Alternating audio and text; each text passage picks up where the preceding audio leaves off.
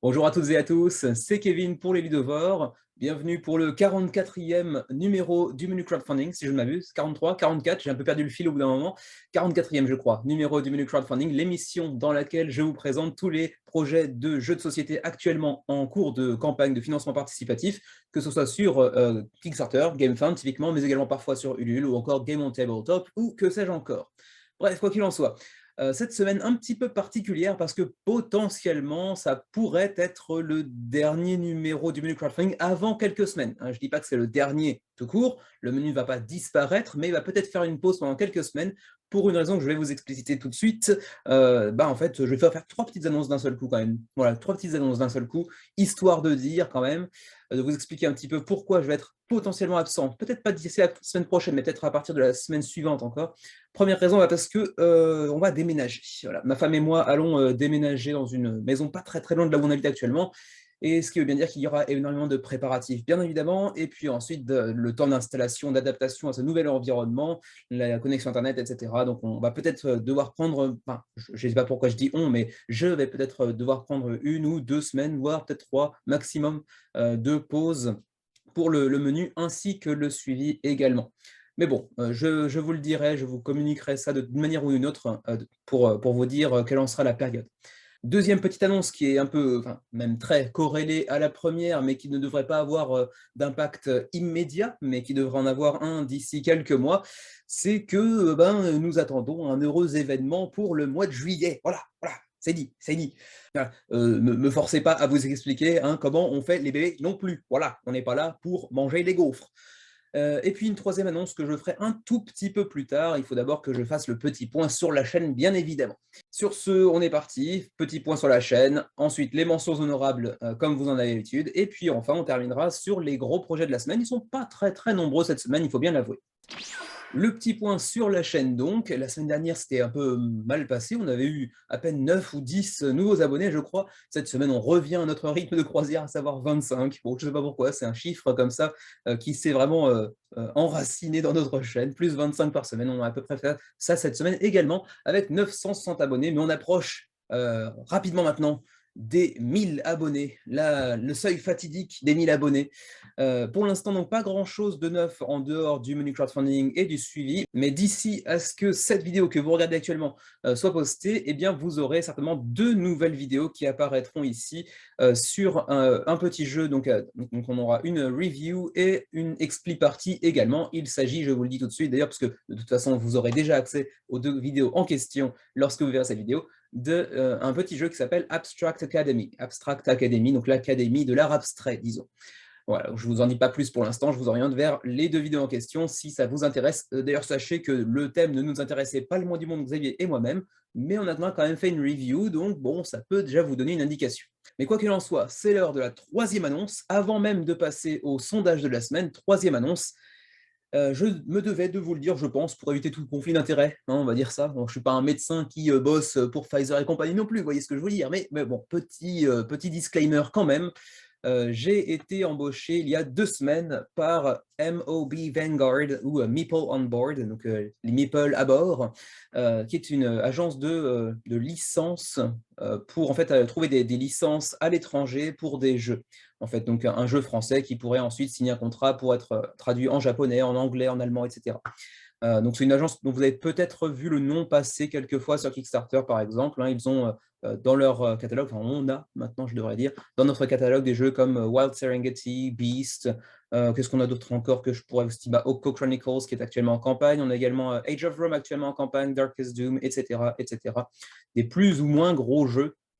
Senjutsu d'ailleurs, qui est mon premier contrat, puisque j'ai réussi à trouver un éditeur au Japon pour Senjutsu, par exemple. Donc voilà, je vous le dis, ça n'a aucun intérêt, je pense que j'en parlerai pas plus que ça à l'avenir pour la chaîne, en fait, hein. Je pense pas que ça ait un intérêt primordial pour les spectateurs de la chaîne, mais je me devais quand même de vous le dire, d'autant plus que ça pourrait, si j'ai un peu de bol, me permettre d'obtenir parfois certains prototypes plus facilement que ça ne l'aurait été le cas en fait si je ne bossais pas pour eux.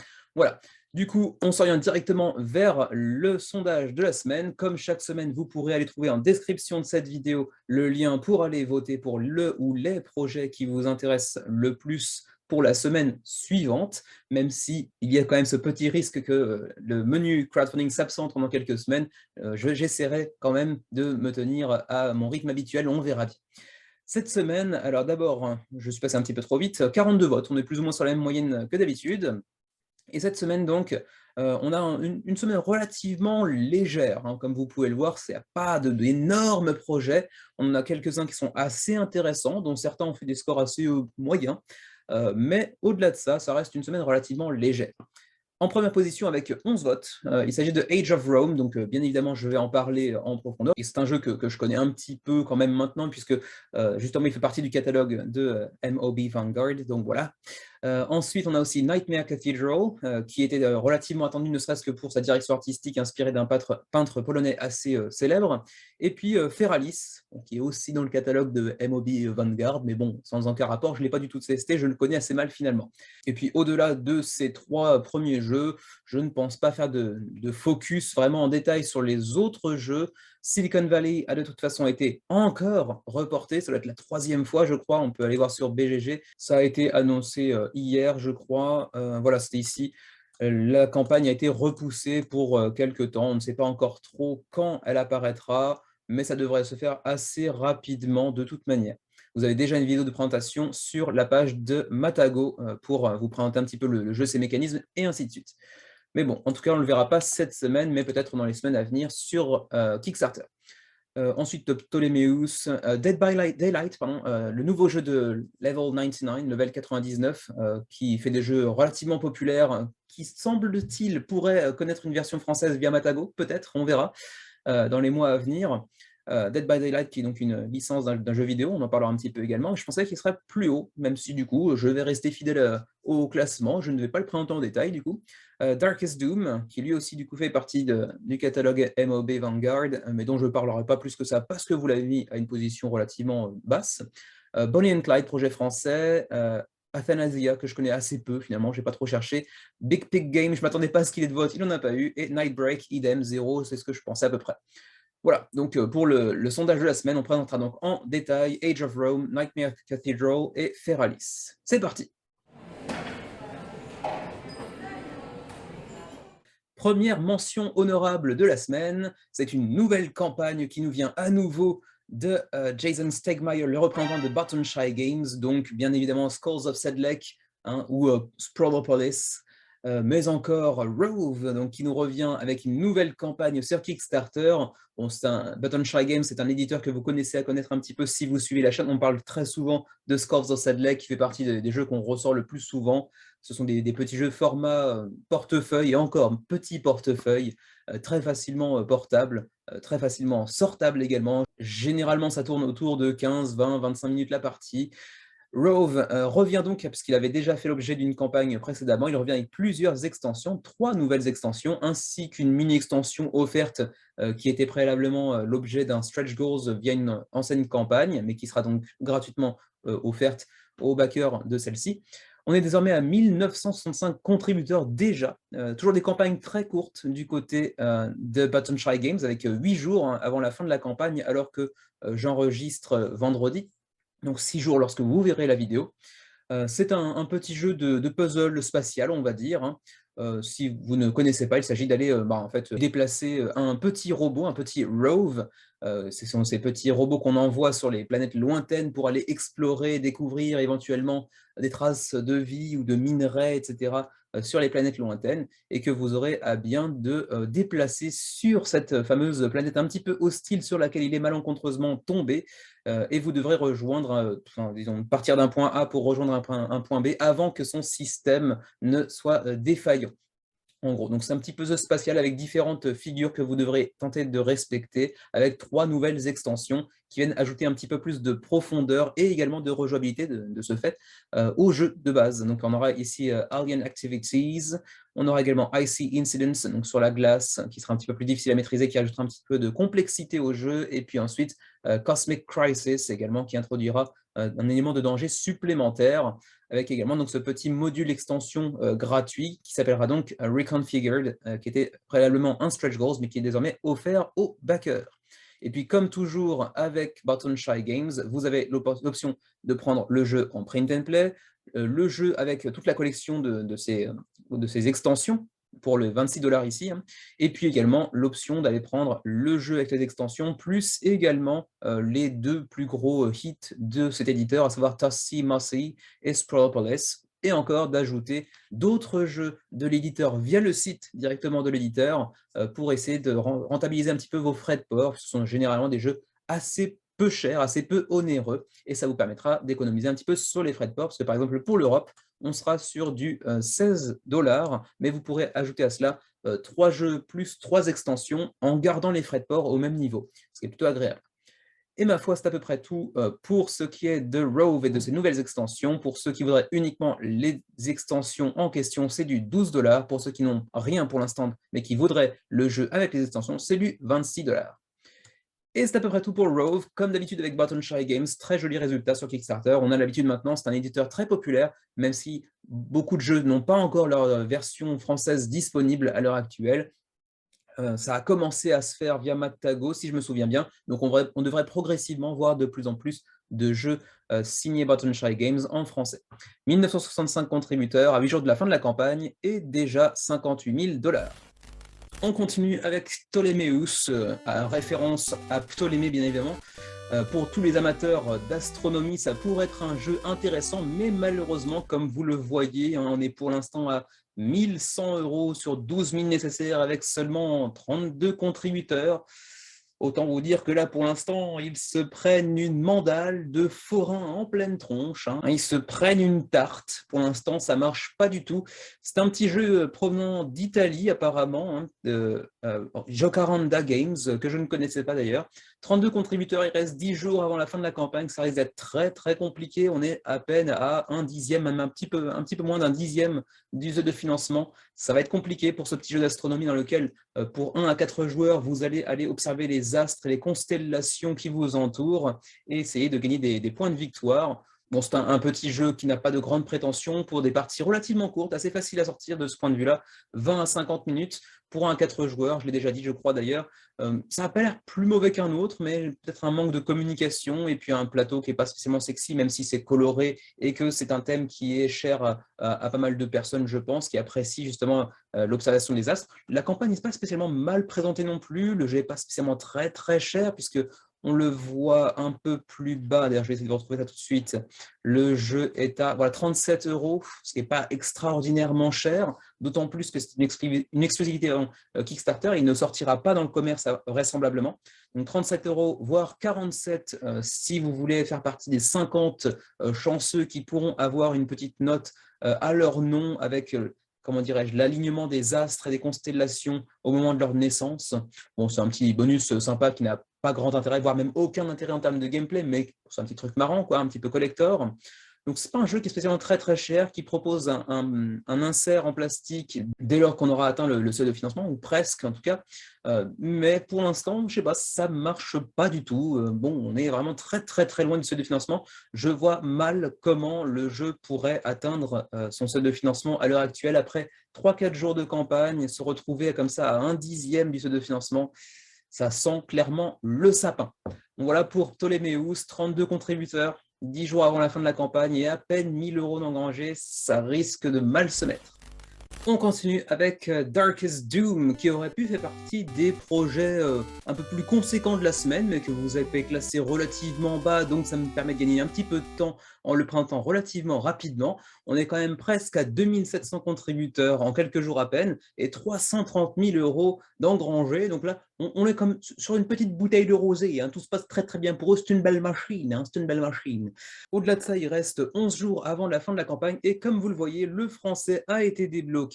Un éditeur a été trouvé, donc vous aurez une version française pour ce jeu à la direction artistique très soignée, comme vous pouvez le voir, hein, qui nous met dans une Europe, un univers inspiré par l'Europe du XVIIe siècle, peuplé d'animaux anthropomorphiques, comme on a l'habitude d'en voir assez souvent dans l'univers du jeu de société, mais celui-ci avec une DA assez folle. J'ai cru comprendre que le jeu était une sorte d'hommage à un autre jeu précédemment sorti, intitulé Armalo, si je me souviens bien. J'ai peut-être perdu un peu le titre du jeu en question, mais dans un univers totalement différent. Donc on est dans un jeu fortement inspiré par les RPG, disons, en gros, un jeu de stratégie où chacun d'entre vous va incarner un gardien, en gros, et va chercher à lutter contre les forces de l'ombre, en gros, qui ont pris le pouvoir sur la haute prêtresse de cet univers, qui est la prêtresse Hélène que vous voyez ici, un pouvoir qui essaie de propager les forces des ténèbres sur l'univers de Bethel, la ville, la région dans laquelle se déroule l'action.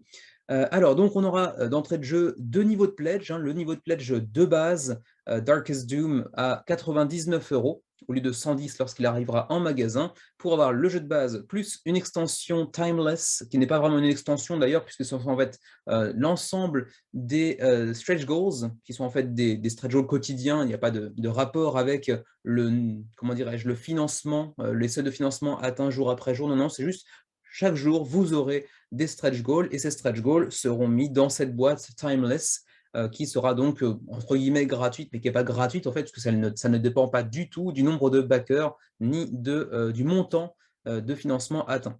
Donc voilà, ça c'est le pledge de base à 99 €, et ensuite vous en avez un second à 150 €, si j'arrondis un petit peu, pour l'édition Guardian, qui vient s'accompagner de tout un tas de suppléments, hein, notamment en termes de matos. Alors vous le voyez ici, un petit descriptif, hein, on a donc évidemment le jeu, plus l'extension qu'on a vue précédemment dans Timeless, et à ça s'ajoute ici le Elder's Relic que vous voyez ici, en fait, qui vient en fait ajouter des petites, comment dirais-je, des ressources en 3D, donc une grosse upgrade matérielle assez agréable à l'œil.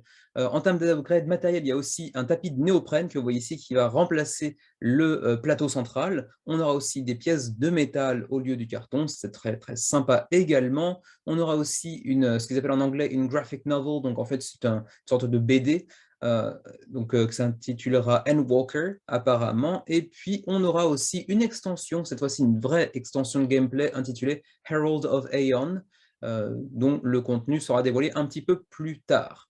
Alors, qu'y a-t-il dans la boîte de base? Alors déjà, dans la boîte de base, vous avez beaucoup de miniatures. C'est un jeu avec du kilo plastique, avec une DA vraiment soignée, avec des plateaux double épaisseur. On est d'entrée de jeu sur du jeu très très très bien produit.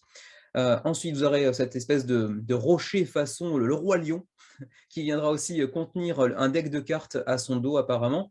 Ensuite, tout un tas de miniatures de personnages, ainsi que la prêtresse qu'on a vue tout à l'heure. Alors, les personnages, il y aura par exemple le Sela, le renard blanc, avec son plateau individuel, avec son plateau double épaisseur.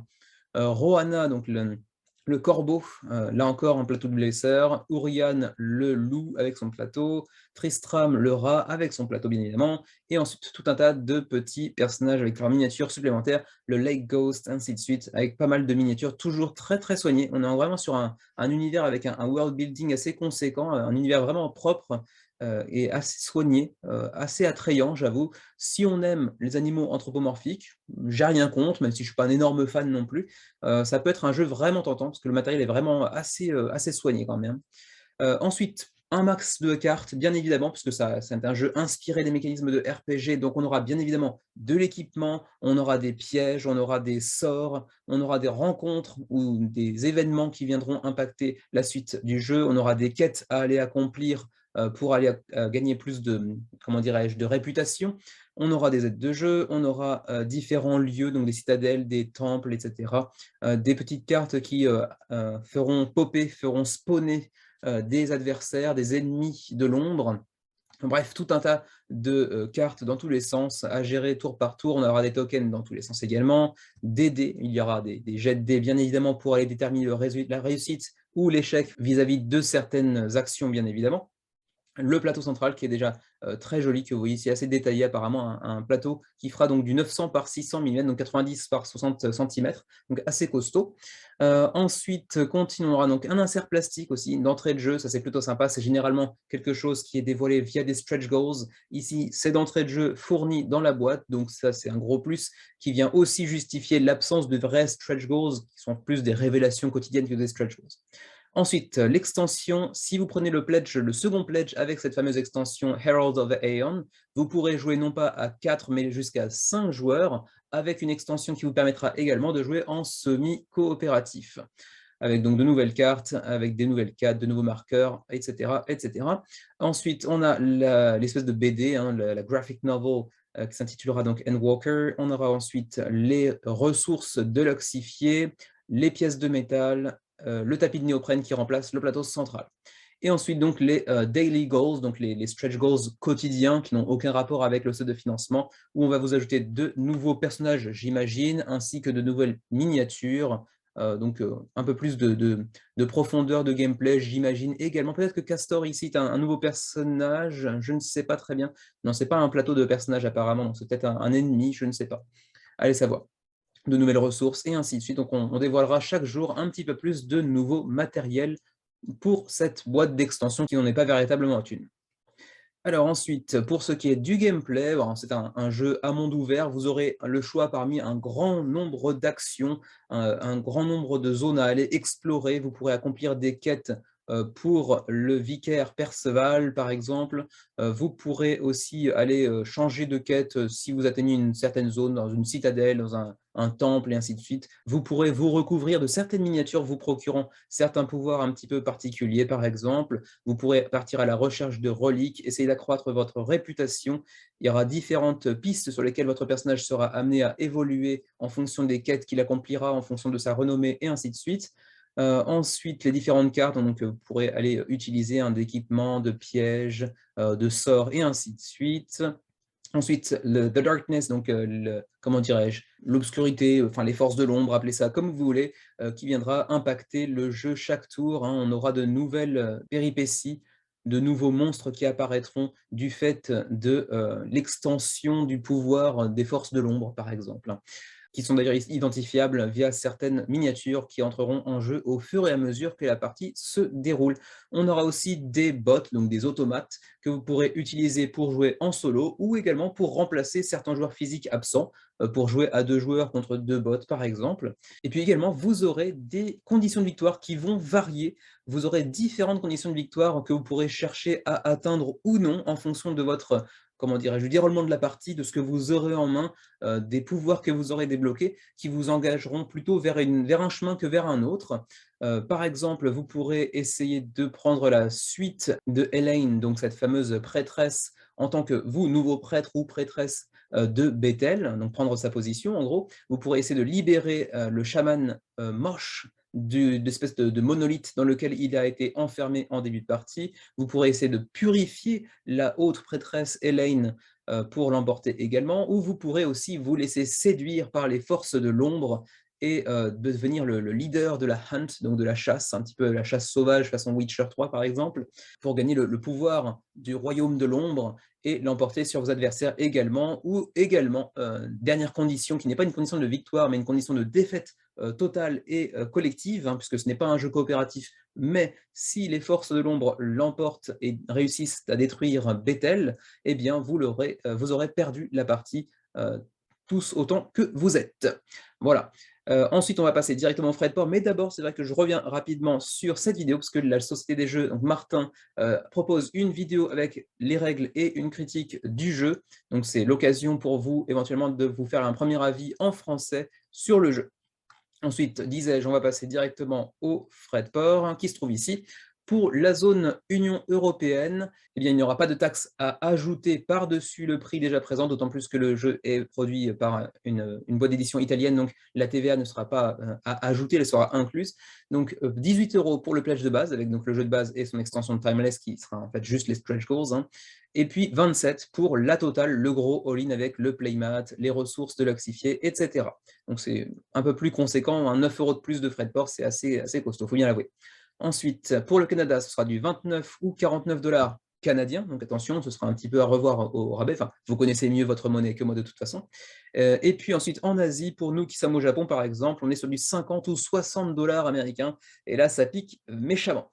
C'est vrai que c'est un jeu qui pourrait m'intéresser, c'est un jeu très joli avec une très très belle direction artistique, et moi qui ne suis pas un gros fan de RPG, ce côté, comment dirais-je, déjà asymétrique entre les personnages, certes, mais au-delà de ça, les différentes conditions de victoire, les différents pouvoirs qui vont vous permettre d'élargir justement la symétrie au fur et à mesure que la partie se déroule, c'est quelque chose qui m'intéresse pas mal finalement. Et je pense que j'aurais pu potentiellement backer si on était encore en 2020 ou en 2021, j'aurais certainement mis la main au portefeuille. Mais là, vu en plus les frais de port assez conséquents pour l'Asie, ce ne sera pas pour moi.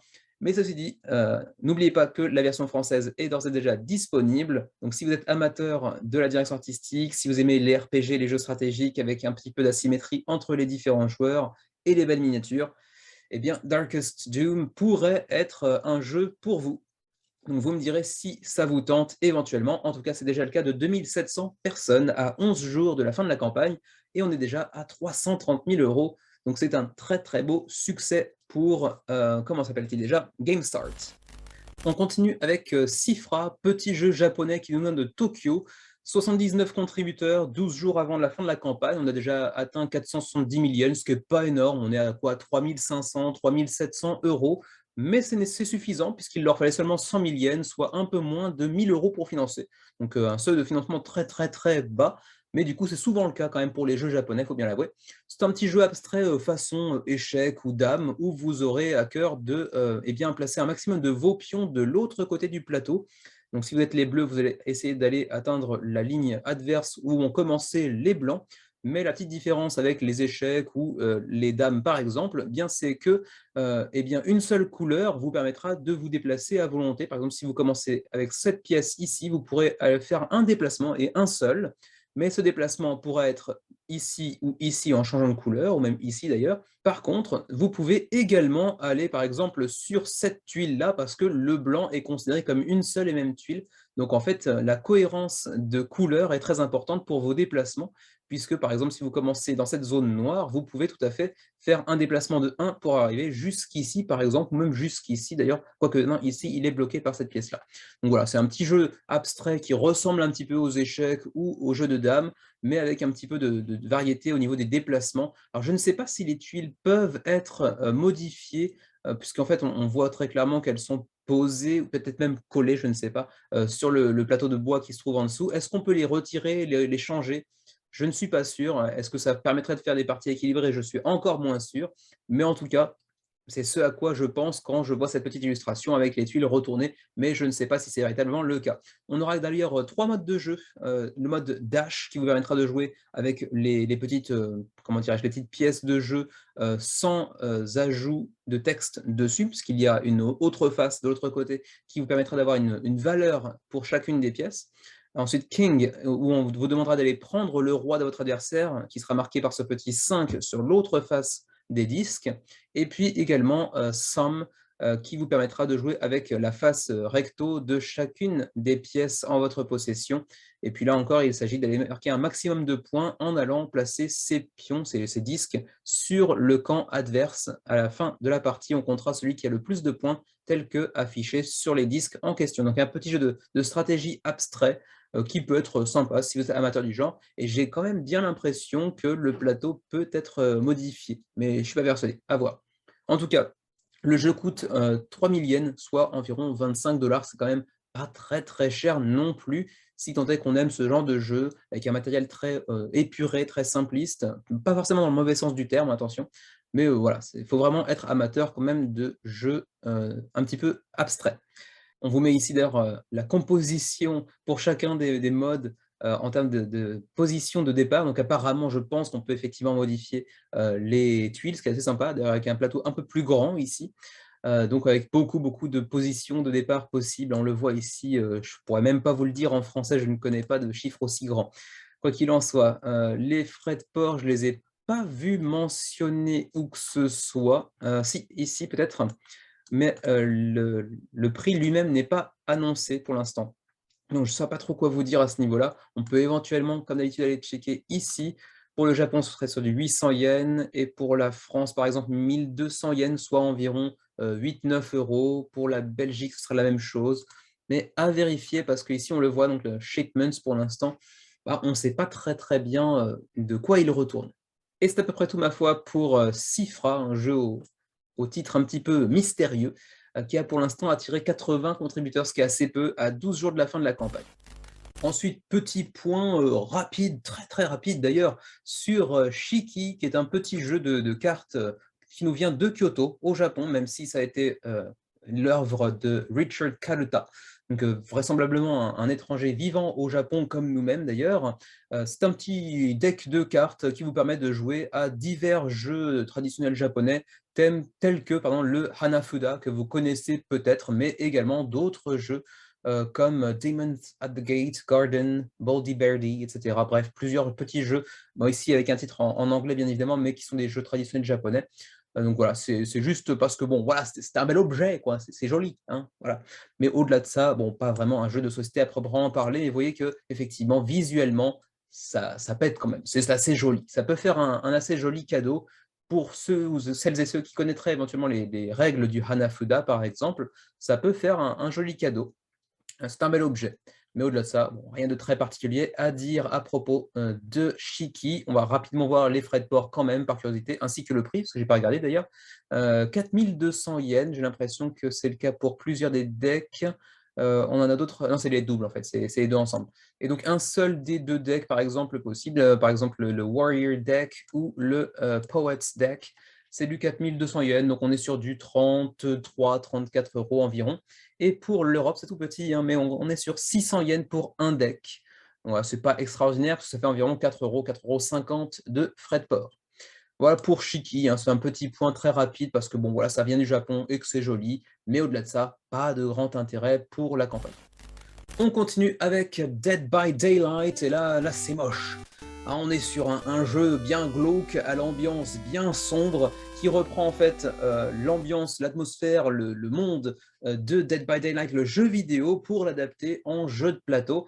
Et bien sûr, comme c'est souvent le cas avec les jeux de vidéo, ça attire pas mal de monde, avec déjà 5050 contributeurs pour un projet qui a été annoncé assez récemment pourtant, avec d'ores et déjà près de 500 000 $ d'engrangés à 20 jours de la fin de la campagne. Alors, je ne suis pas du tout le public pour ce genre de jeu vidéo, et donc certainement pas non plus le public pour ce genre de jeu de plateau, de 1 contre tous, où l'un des joueurs va incarner un tueur de sang-froid, un tueur de dégueulasse façon Freddy, façon Vendredi, façon Chucky, façon Vendredi 13, quoi, en gros, hein, c'est pas du joli joli.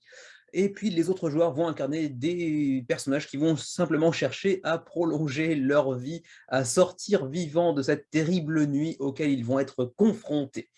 Bref, j'imagine qu'il y aura un petit peu de asymétrie entre les différents personnages, mais là-dessus, j'en suis pas sûr et certain parce que c'est pas très, très clair dans la campagne. Les meurtriers, eux, auront une certaine spécificité asymétrique. Là, c'est relativement clair. Les personnages, je pense que oui également, mais je ne saurais pas vous le dire avec certitude. C'est un jeu pour 3 à 5 joueurs. Il faut donc être au moins 2 face à un joueur incarnant un tueur. C'est un jeu relativement léger, c'est pas un gros jeu stratégique, et c'est un jeu qui dure environ 45 minutes pour une partie. Alors, première déception, je trouve que visiblement le plateau, bah, ça en jette pas des masses. C'est pas très joli. Bon après, c'est un jeu qui est très sombre, hein, le jeu vidéo est également très sombre, mais on pourrait faire quand même un jeu avec un plateau qui identifie certains lieux de manière un peu plus précise, un petit peu plus, comment dire, imagée, un peu plus immersive, parce que là, bon, c'est quand même très abstrait tout ça. C'est pas très joli et pas très immersif. Mais bon, au-delà de ça, si on est fan du jeu vidéo, j'imagine que ça peut être un jeu intéressant, d'autant plus si on est amateur de jeux de 1 contre tous en jeu de société également.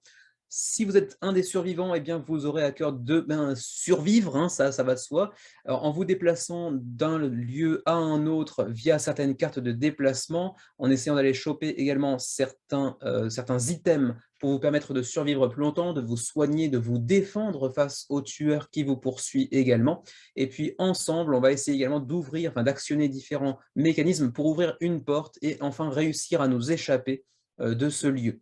Et bien sûr, si vous êtes le tueur, vous allez pourchasser en utilisant vous-même des cartes de déplacement, de pourchasser les survivants et évidemment essayer de les tuer en les accrochant à comment ça s'appelle déjà? Un crochet de boucher que vous pouvez voir ici. Donc voilà, c'est pas très ragoûtant, mais bon, c'est le jeu.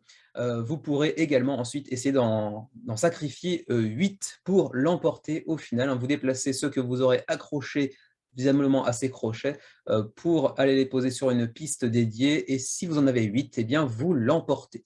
Voilà, pas de version française malheureusement pour l'instant, en tout cas pour le jeu.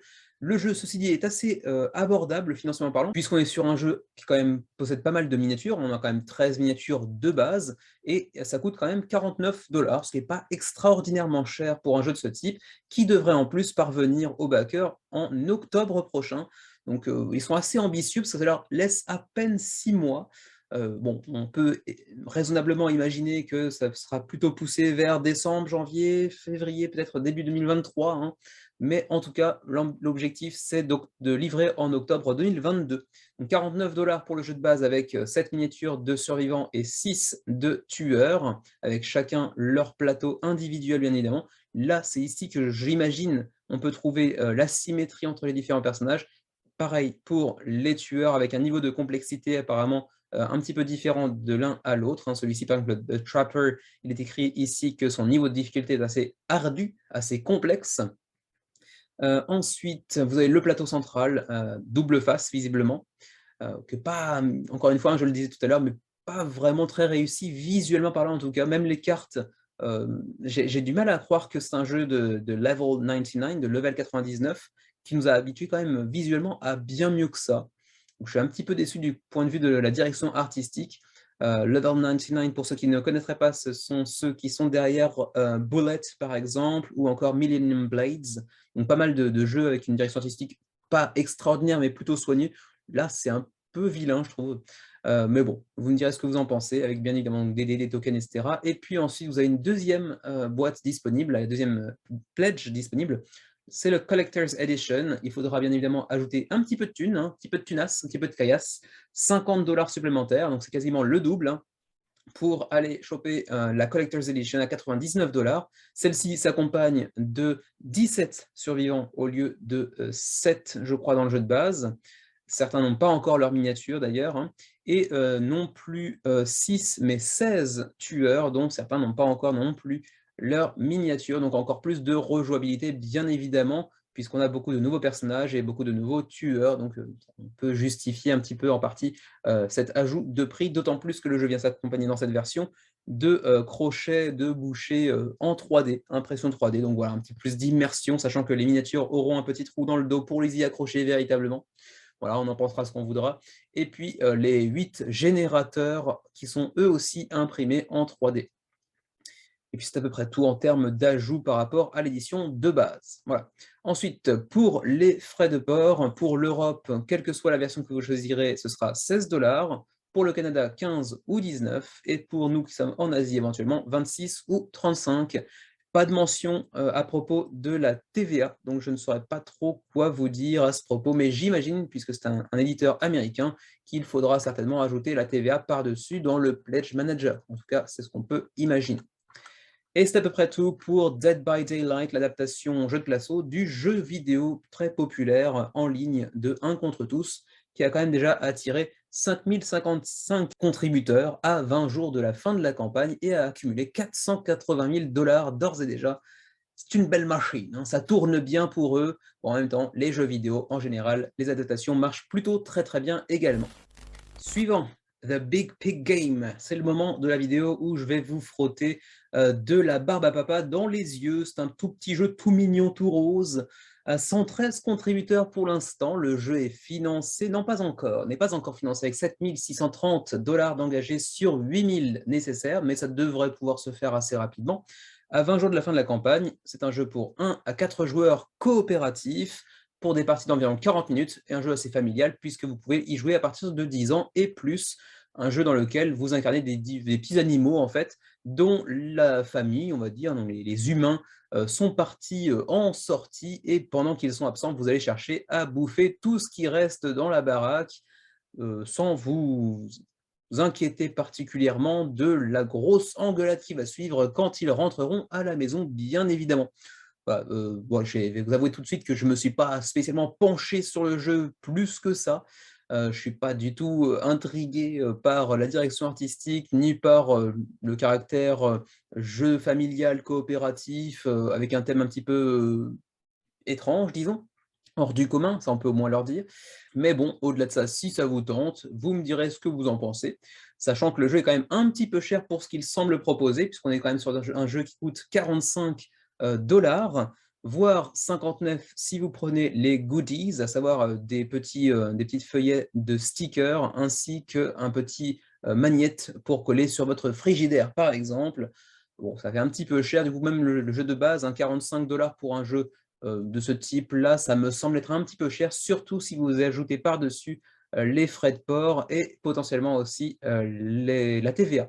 Donc voilà, à voir si ça vous intéresse, si vous êtes à la recherche d'un petit jeu familial coopératif avec un univers un petit peu cartoonesque, ça peut être marrant. Ensuite, pour ce qui est des frais de port, eh bien, vous pouvez trouver ici la zone Europe. Tiens, il y a 2 Europes, EU et Europe. Bon, alors déjà ça commence mal. Alors d'abord, on regarde un petit peu Canada, 25 $. EU, bon, j'imagine que c'est l'Europe, l'Union européenne, et Europe, simplement la Suisse, les États qui ne font pas partie en fait de l'Union européenne, donc j'imagine que c'est 32 $. Donc c'est quand même déjà très très cher en plus en termes de frais de port. Et pour le reste du monde, 45, donc ça pique assez sévèrement aussi. Donc voilà, c'est vraiment pas un jeu qui est destiné au public européen, apparemment, si on en croit les frais de port.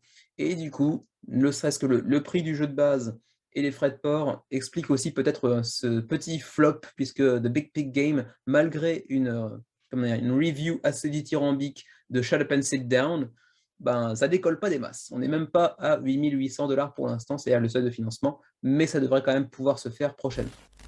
On continue avec Shadows, Heroes and Monsters, le relaunch, la nouvelle campagne. On avait déjà présenté le jeu le 6 mars dernier, c'est-à-dire il y a un mois à peine. Ils avaient annulé, puis ils relancent la campagne à nouveau. Donc bien évidemment, plutôt que d'en faire une présentation, ne serait-ce qu'en mention honorable, ça prendrait déjà trop de temps, puisqu'on en a parlé il y a 3-4 semaines à peine. Donc je vous renvoie vers la vidéo du 6 mars dernier, du menu crowdfunding du 6 mars dernier, pour en apprendre un peu plus sur ce jeu qui, cette fois, a financé. Il faut dire qu'ils avaient fixé la barre assez basse, 2500 $ de seuil de financement, bien sûr, c'est atteint, mais ceci dit, ce n'est pas un énorme succès. On a à peine 70 contributeurs pour l'instant, à 25 jours de la fin de la campagne, pour ce petit jeu de 2 à 3 joueurs, donc assez atypique en termes de nombre de joueurs possibles. Des parties de 40 à 100 minutes, c'est plus une fourchette, c'est un râteau.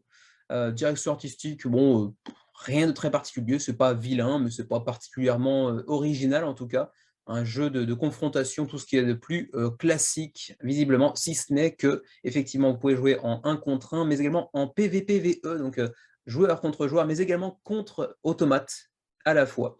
Voilà, de ce point de vue-là, c'est peut-être la petite originalité de ce jeu, même si je ne suis pas persuadé que ce soit le seul dans ce registre-là. Voilà, pas grand-chose de plus à ajouter, d'autant plus que vous aviez déjà entreaperçu peut-être le jeu sur le menu crowdfunding du 6 mars dernier. On enchaîne avec Athanasia, un petit jeu encore qui s'ajoute à la liste des nombreux jeux d'escarmouche dans un univers de fantasy, de dark fantasy pourrait-on dire, un petit peu de sci-fi également, qui pour l'instant prend une grosse start. Hein. On est sur un triple loot se piquer au niveau de la gencive intérieure. Hein, ça va pas du tout. 30 contributeurs, on est à peine à 1000 $ d'engagés sur 8000 nécessaires. C'est pas génial tout ça. 25 jours avant la fin de la campagne, ceci dit, est-ce qu'il y aura miracle? J'en doute fortement, mais bon, on peut quand même imaginer que ça pourrait se produire, c'est peut-être pas inédit. C'est un petit jeu pour 20 minutes la partie par joueur, attention, hein, c'est pas 20 minutes la partie, c'est plutôt 20 minutes par joueur, pour 2 à 7 joueurs, donc vous pourrez bien évidemment faire des parties entre 40 et 140 minutes, si ma table de multiplication est à peu près correcte, pour 14 ans et plus. C'est visuellement pas très très joli, ben, vous me direz ce que vous en pensez, hein. Moi je suis incapable de dessiner aussi bien que ça, mais pour autant, tout à fait subjectivement, en tant que joueur, moi-même, ça me met pas la tulipe à 45 degrés, voilà, pour être tout à fait honnête. Donc on va passer assez rapidement, jeu d'escarmouche assez classique, dans lequel vous allez utiliser différentes unités et les envoyer sur le plateau pour essayer de conquérir le plus de territoire et aller mettre des gros coups de bambou à vos adversaires, avec un plateau qui, lui non plus, vend pas des rêves, différentes civilisations que vous pourrez améliorer au cours de la partie également via des petits bonus. Il y aura un petit peu de backbuilding et on va aller chercher un petit peu des jetons dans un sac, donc un petit peu de push your luck, peut-être un petit peu également. Je n'ai pas fouillé en détail, mais ça n'a pas l'air d'être extraordinaire non plus. Donc voilà pour Athanasia, on peut quand même rapidement voir les prix. On a vu que c'était 39 € dans la bannière tout en haut. On va quand même vérifier. Voilà, c'est 39 $. C'est le seul pledge pour cette première édition. Bah, ils sont ambitieux parce qu'ils visent déjà une deuxième ou une troisième édition, alors que la première se passe pas tétère pour l'instant quand même. Hein. Par contre, la TVA sera ajoutée au cas où, hein, si vous voulez backer depuis l'Europe, la TVA sera ajoutée dans le Pledge Manager apparemment. Et pour les frais de port, pour l'Europe, en France, on est sur du 17 $, donc c'est pas extraordinairement cher en termes de frais de port. Belgique, j'imagine que c'est un peu la même chose. Non, c'est peut-être 19 pour la Belgique apparemment. Nous, ce serait 29 au Japon. Et au Canada, nos amis québécois, c'est du 19 $.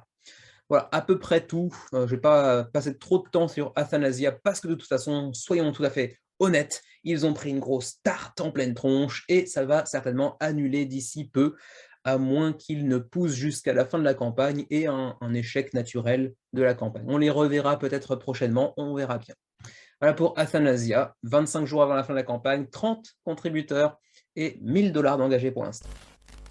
Continuons maintenant avec Slash and Spells, qui nous vient de Burning Forge Games, premier projet, donc un primo-porteur sur Kickstarter, qui a fixé un objectif de 15 000 $, dont on est à peu près à la moitié, même pas d'ailleurs la moitié, 6 300 $.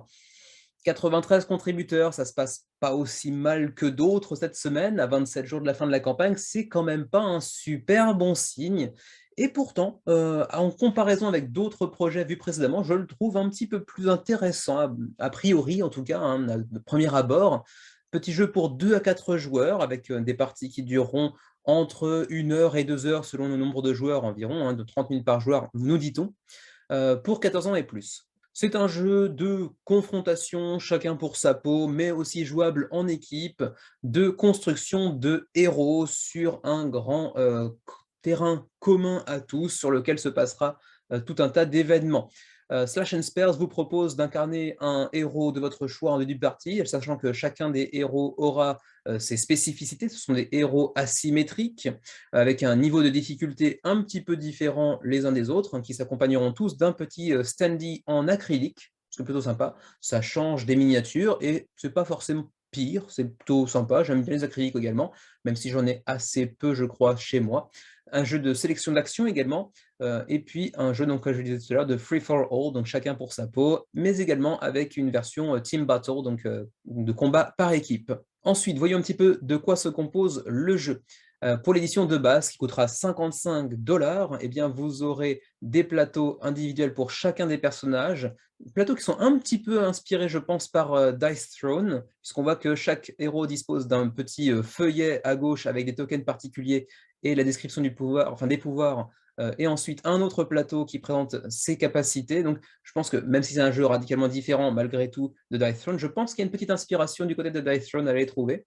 Ensuite, un plateau central avec différents lieux sur lesquels on pourra s'orienter au fur et à mesure de la campagne, enfin pas de la campagne, mais de la partie, avec différents événements qui viendront entrer en cours de jeu également. Ensuite, les héros en standee acrylique. Vous pourrez aussi prendre des upgrades matériels avec des cartes holographiques, un petit peu plus classe, certes, si on aime. Ensuite, les plateaux individuels de héros qu'on a vu tout à l'heure, les cartes de héros. Donc on aura apparemment un deck par héros, donc de 18 cartes, plus 108 autres cartes que l'on pourra aller ajouter à son héros au fur et à mesure en fonction des événements qui se dérouleront dans la partie. Ensuite, on aura des cartes de rencontres, d'événements au cours de la partie, des cartes d'items pour aller renforcer notre personnage également. Ensuite, tout un tas de petits tokens par-ci, par-là, évidemment, des cubes, un petit insert en plastique déjà présent dans la boîte de jeu. Voilà pour ce qui est de la boîte de base, déjà assez garnie. Ensuite, on a un pledge de niveau supplémentaire, la Deluxe Edition, qui coûtera 85 $ au lieu de 55 tout à l'heure, si je ne me trompe pas, c'est ça. Donc 30 $ de plus à ajouter pour aller cette fois chercher des plateaux double épaisseur, puisqu'on aura des cubes à aller déplacer sur les plateaux de joueurs individuels. Donc forcément, avoir un plateau double épaisseur, c'est un gros plus, il faut bien l'avouer.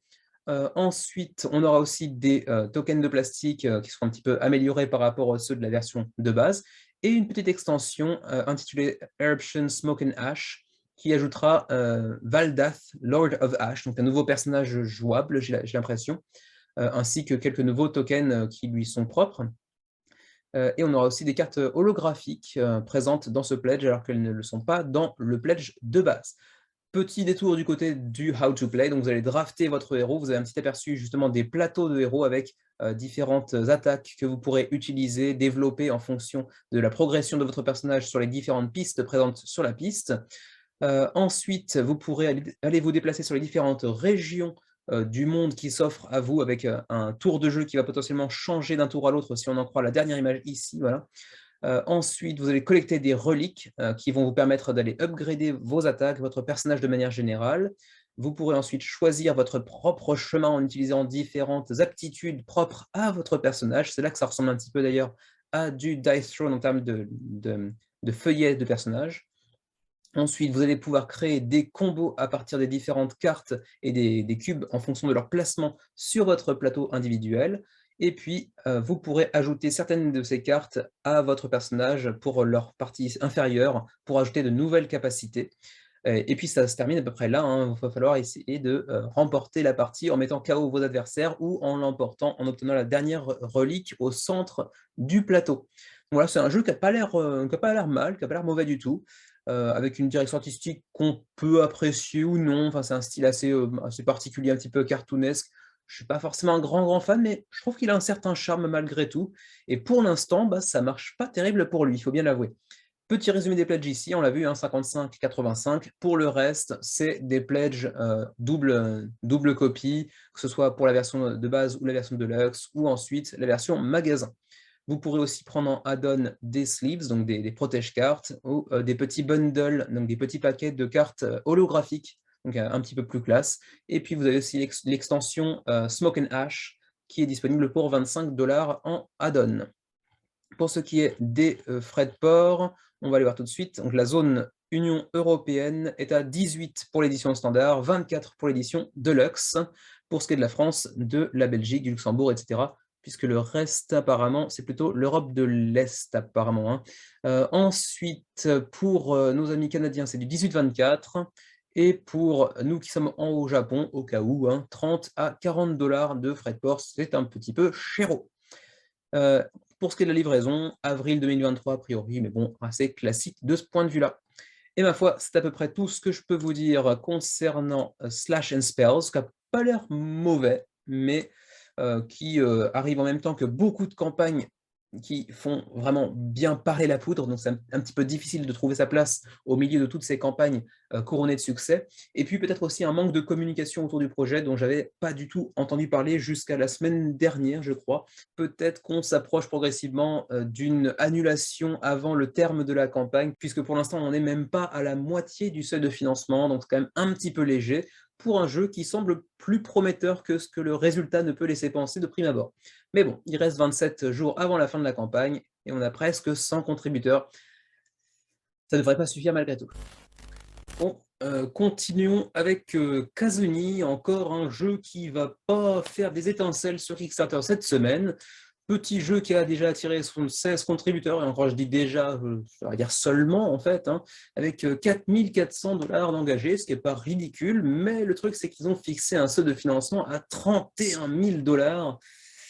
C'est pas piqué des hannetons, comme on dit, et pourtant c'est un primo-porteur, hein, Wellback Games, à dos de baleine, tiens, pourquoi pas, qui est un jeu, comment dirais-je, d'entrée de gamme. Il voulait créer un jeu qui aurait la profondeur stratégique de Catan et la dimension économique de Monopoly.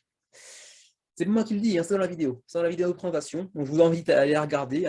Il présente ça comme ça, la profondeur stratégique de Catan et le développement économique de Monopoly. Déjà, ça vend du rêve. Donc c'est un petit jeu pour 2 à 4 personnes, 13 ans et plus, pour des parties de 30 à 45 minutes. Voilà. Il voulait aussi un jeu avec un peu de profondeur tactique et de développement économique, mais dans un temps de jeu beaucoup plus contenu, beaucoup plus ramassé. Ça, c'est peut-être le point fort du jeu. Ça ne dure pas très longtemps. Vous allez en fait devoir construire une chaîne de logistique, une chaîne d'acheminement de, comment dirais-je, de produits de votre partie du plateau au centre de la ville, en dévoilant petit à petit les tuiles qui se trouvent sur le plateau, parce qu'en fait, vous n'aurez pas la connaissance du terrain au préalable. Donc, vous savez que vous devrez livrer une ville, mais vous ne savez absolument pas ce qui entoure la ville. Donc, comment connaissez-vous son existence déjà? Voilà, on se pose bien. Donc, vous pourrez donc produire des biens, ensuite les mettre en caisse et ensuite essayer de découvrir les différentes tuiles qui sont sur la map centrale pour ensuite essayer d'acheter des moyens de transport qui vous permettront ensuite justement d'acheminer vos biens vers la ville au centre du plateau. Voilà. Le jeu de base coûtera 45 $ et vous permettra d'avoir votre nom dans le livret de règles, le rêve de tout à chacun, bien évidemment, ou 60 $ pour avoir le jeu de base si vous ne faites pas partie des 100 premiers. Les 100 premiers backers ont accès au prix à 45 $, ce qui est déjà pas donné pour un jeu qui, vous le voyez, a un matériel pas folichon et qui n'a pas l'air de proposer une expérience ludique extraordinaire non plus. Par contre, si vous ne faites pas partie des 100 premiers, c'est 60 $, plus les frais de port, bien évidemment.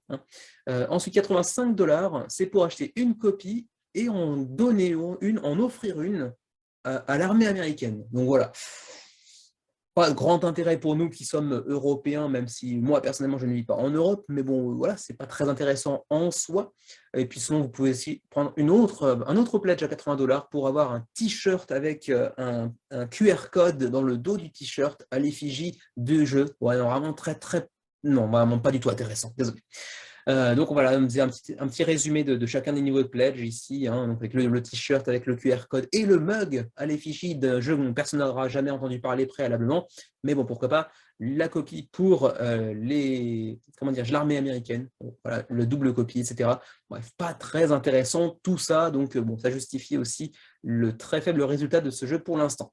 Vous pouvez ceci dit, le tester sur Tabletop Simulator, mais attention, le projet n'est pas disponible en français. Pour ce qui est du shipping, on va quand même voir le shipping par curiosité. 21, 24, 26, 65, 10 pour le Canada en fonction du pledge que vous allez choisir. Ensuite, pour la zone Europe avec la France, la Belgique, le Luxembourg, c'est du 24, 32, 55, 110, 170. OK. Et puis ensuite, pour l'Asie, juste par curiosité, Japon, 34, 38, 50, 110, 215. Ouh, ça pique méchamment aussi.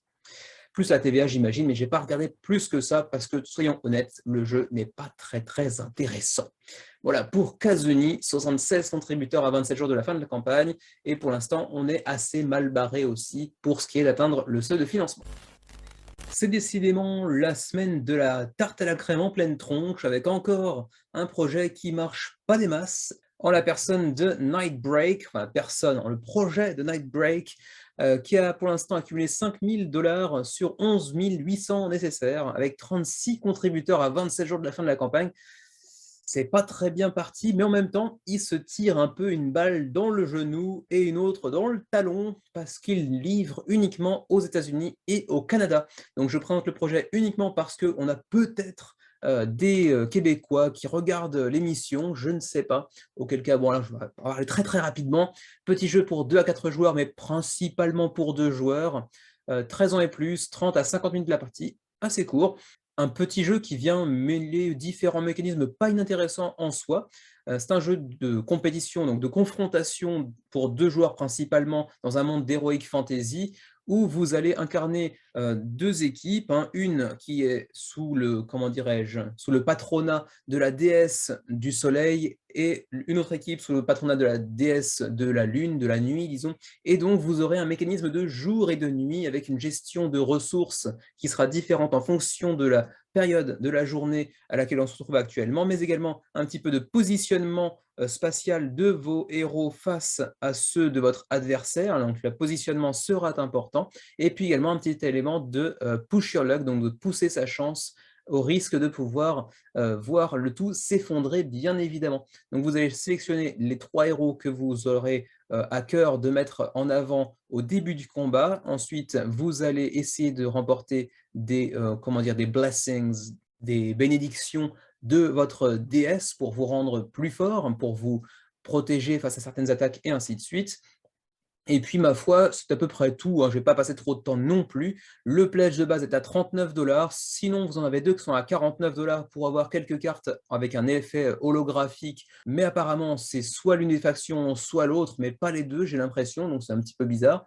Ensuite, c'est pour les magasins. Et donc, le shipping, 15 $ si vous êtes au Canada. Mais le reste de la francophonie, eh bien, c'est non, tout simplement. Malheureusement ou pas, à vous de me dire.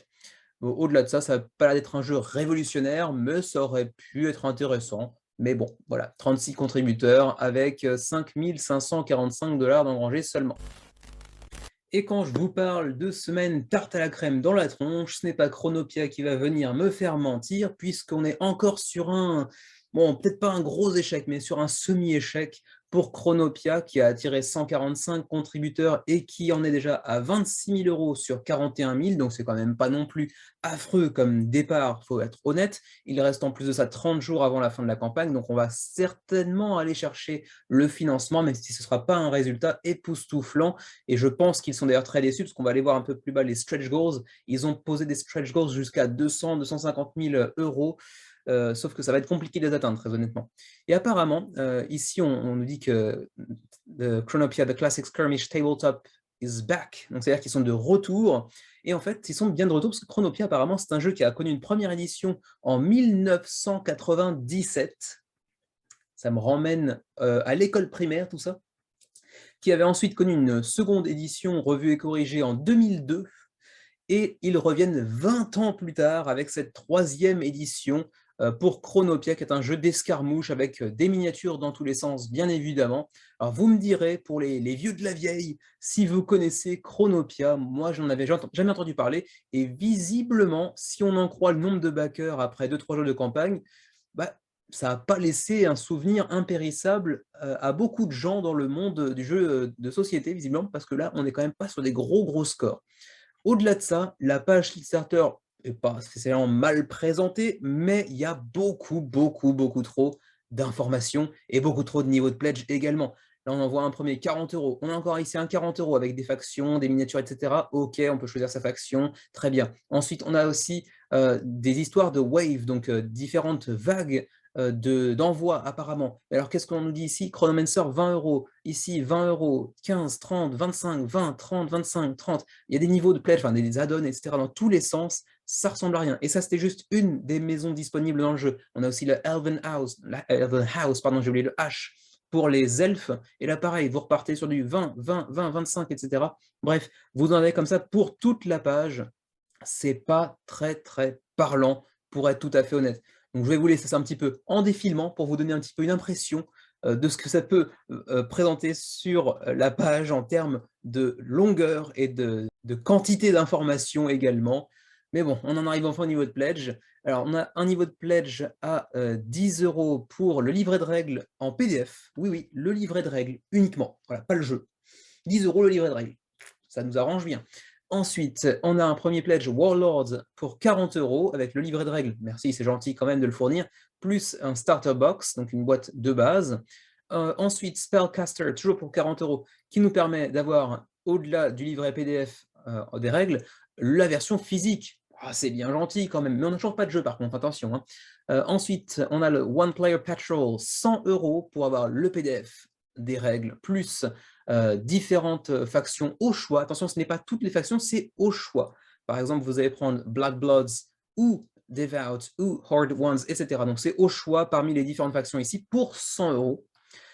Ensuite, Two Players Patrol pour avoir donc 2 factions pour 120 €, 295 € pour avoir votre faction au choix, plus le livret de règles en version physique et d'autres choses. Enfin, bref, vous voyez, j'ai perdu courage, ça y est, d'explorer. Il y a encore trop de trucs. Enfin, ça continue comme ça pendant un quart d'heure. Hein. Donc voilà, vous pouvez aller explorer la page. Si vous êtes un grand nostalgique de Chronopia que vous aviez connu à la belle époque, regardez par vous-même, j'ai vraiment pas le courage d'y aller de moi-même. On a aussi beaucoup de petits add-ons avec des pistes de 2D, etc., des plateaux pour les différentes factions, mais bref, ça reste assez difficile à suivre tout ça. Et vous le voyez ici, les stretch goals qui sont disponibles jusqu'à 200 000 €, alors qu'on est pour l'instant péniblement à 25-26 000 €. Donc autant vous dire que ça va pas bien se mettre non plus. Ensuite, on a aussi une bonne blague dans la suite de la campagne au niveau du shipping. Voilà, c'est ici. Le shipping, donc les frais de port, seront ajoutés dans le Pledge Manager après la campagne. Ben oui, c'est gentil de nous le dire, les gars, mais peut-être une petite fourchette au niveau des frais de port, ce serait sympa aussi. Non? Bon, bah alors on va pas baquer. Voilà, enfin, j'aurais pas baqué, même si j'avais eu connaissance des frais de port, pour être tout à fait honnête. Mais bon, ça me semble un petit peu bizarre comme approche pour aller pêcher du backer. Quoi qu'il en soit, Chronopia, 145 contributeurs à 30 jours de la fin de la campagne, ça va certainement réussir à financer malgré tout, même si c'est une campagne assez mal foutue. Et c'est à peu près tout pour les mentions honorables de la semaine. On va enfin pouvoir passer au projet un petit peu plus intéressant, hein. Il faut bien avouer qu'on était sur une semaine de vaches maigres, même s'il y avait quand même deux, trois projets intéressants parmi les mentions honorables comme Darkest Doom par exemple. Mais bon, on va enfin pouvoir passer au gros projet de la semaine. C'est parti. Et les gros projets de la semaine, c'est maintenant. On commence avec Age of Rome en provenance de Titotum Game Studios, une compagnie grecque dont c'est le premier projet sur Kickstarter. Et ma foi, je suis déçu parce que c'est mon coup de cœur de la semaine, mais je suis déçu parce que le résultat est vraiment pas au rendez-vous. Très honnêtement, en fait, il y a quelques jours avant que la campagne ne commence, il y avait, sur la page de pré-campagne 3600, 3700, j'ai oublié, abonnés à la page de pré-campagne, en fait, qui s'intéressaient visiblement au jeu. Et généralement, quand on atteint 3500, 4000, abonnés à la page de pré-campagne, il est quand même assez courant d'aller chercher au moins 1 500-2 000 backers dès les 2 premiers jours de campagne. Sinon, on peut considérer ça comme un échec, en fait, plus ou moins. Et ben, du coup, c'est le cas pour Age of Rome, qui avait donc au moins 3500 abonnés à la page de pré-campagne, et on se retrouve actuellement avec 760 contributeurs à 14 jours de la fin de la campagne. On a quand même accumulé près de 55 000 euros, ce qui n'est pas rien, ce qui est même plutôt très bien d'ailleurs, mais quand même, j'attendais beaucoup, beaucoup, beaucoup mieux de Age of Rome. Mais bon, je vais expliquer brièvement, avant d'entrer dans les détails du jeu, pourquoi, à mon avis, ça rate. Et après avoir lu un petit peu les commentaires de la campagne, je pense que ça vient en partie de plusieurs facteurs, mais en partie de la TVA. En fait, la TVA qui a été annoncée comme étant, comment dirais-je, incluse dans les niveaux de pledge, en fait, de base. Sauf que c'est un projet européen. Et les projets européens, ça veut bien dire ce que ça veut dire, c'est que c'est la TVA européenne qui s'applique, et les États-Unis, par exemple, enfin, c'est quand même l'origine, la source principale de backers de tout bon projet de jeu de société sur Kickstarter en règle générale, mais ils ont une TVA, enfin l'équivalent d'une TVA, qui est bien moindre à celle que l'on peut connaître chez nous. Et du coup, ils ne sont pas très très contents de devoir payer la TVA des Européens pour eux, les Américains. Donc voilà, ils sont assez peu présents. Enfin, peu présents, ça reste, voilà, ça reste quand même les premières sources de backers avec 278 contributeurs à l'heure actuelle. Mais en règle générale, ça devrait être bien plus que ça. On est à peu près à presque de 3 fois les Allemands, alors que généralement, c'est quand même largement, largement au-dessus de ça. Bref, première déception. Et aussi, dans la vidéo et parfois dans certaines illustrations du jeu que l'on peut voir dans la page de campagne, en fait, certaines parties du matos, du matériel, est présenté avec du screen print, avec des belles améliorations, etc. Alors qu'en fait, ça, ce sera des stretch goals ou des add-ons, des choses comme ça. Ça aussi, ça a la fois un petit peu mal de présenter en vidéo la version, comment dire, deluxifiée qu'on pourrait obtenir en débloquant des stretch goals, alors que certaines parties de ce matériel n'est pas à ce niveau-là. Dans les faits, pour l'instant, en tout cas, à ce niveau de la campagne. Donc voilà, ça, c'est peut-être plusieurs étapes qui peuvent expliquer aussi la semi-déception que l'on peut connaître actuellement en termes de résultats pour Age of Rome avec 760 contributeurs. Maintenant, je peux aborder un petit peu le jeu, son gameplay, un petit peu son univers, parce que bon, voilà, on va pas non plus, on n'est pas là pour bouffer des salsifis, donc voilà, on se lance dans la campagne. Donc, Age of Rome, c'est un jeu de placement d'ouvriers avec plusieurs petits twists. Le principal étant en fait ce plateau circulaire qui va effectuer également des rotations en fonction de plusieurs événements qui vont intervenir au cours de la partie. Donc un mécanisme qu'on a parfois entreaperçu dans certains jeux, mais qui est ici vraiment au centre du gameplay, puisque ce plateau en fait va effectuer diverses rotations dans des sens variés et opposés, parfois plusieurs rotations d'un seul coup, ce qui va faire qu'en fait la zone où vous êtes situé vous-même, eh bien, ne va pas forcément être la même tour après tour, et vous avez aussi plusieurs bâtiments que vous allez essayer de construire et progressivement d'améliorer au fur et à mesure de la partie, sauf que le bâtiment en question sur lequel vous allez ensuite essayer de poser vos ouvriers, parce que oui, c'est principalement un jeu de placement d'ouvriers, eh bien, il se retrouvera peut-être pas en face de vous au prochain tour et vous ne pourrez pas forcément en bénéficier, en tout cas pas forcément de la même manière et avec les mêmes résultats. Vous apercevez également des plateaux individuels ici, ce sont des plateaux de, comment dirais-je, d'aspirants à devenir les dignes successeurs de César, puisque oui, voilà, César est mort, l'empereur romain est décédé, et vous allez chacun aspirer à le remplacer, en gros. Et pour cela, vous aurez donc ces plateaux individuels avec un personnage qui vous sera propre et qui aura bien évidemment ses spécificités qui lui sont propres, bien évidemment, donc des personnages asymétriques, avec des plateaux double épaisseur qui ont été présentés tels quels dès le début de la campagne, alors qu'ils ont été débloqués via des stretch goals. Ça fait partie des petits trucs que je trouve vraiment, comment dire, en termes d'approche stratégique, commerciale, pas très adroit de la part de Teetotum Games, donc l'éditeur du jeu. On présente du matériel upgradé alors qu'il ne l'est pas d'entrée de jeu dans la campagne, c'est quand même un petit peu dommage. C'est un jeu pour 1 à 4 joueurs avec un vrai mode solo, pour des parties de 60 à 90 minutes, ça dépend aussi un petit peu du nombre de joueurs autour de la table, pour des parties de 14, pour des parties 14 ans et plus, non, ça n'a aucun rapport, ça n'a aucun sens, pour des joueurs de 14 ans et plus. Vous le voyez déjà ici, le jeu est déjà disponible en plusieurs langues, grec principalement parce que c'est un studio grec, anglais bien évidemment, allemand, hongrois aussi, allez savoir, et chinois. La Chine se développe beaucoup ces derniers temps, notamment avec la branche chinoise de Simon qui marche très très bien ces derniers mois. Et peut-être le français dans les jours à venir, dans les semaines à venir, si tant est que l'on trouve un éditeur là-bas. Ensuite, eh bien, ici, on vous présente un petit peu le contexte, le background du jeu lorsqu'il démarre. Vous arrivez donc en 44 avant Jésus-Christ et juste après la mort de Jules César, les joueurs vont incarner les rôles de plusieurs co-empereurs, enfin disons aspirants empereurs, qui vont entrer en compétition pour prendre le relais.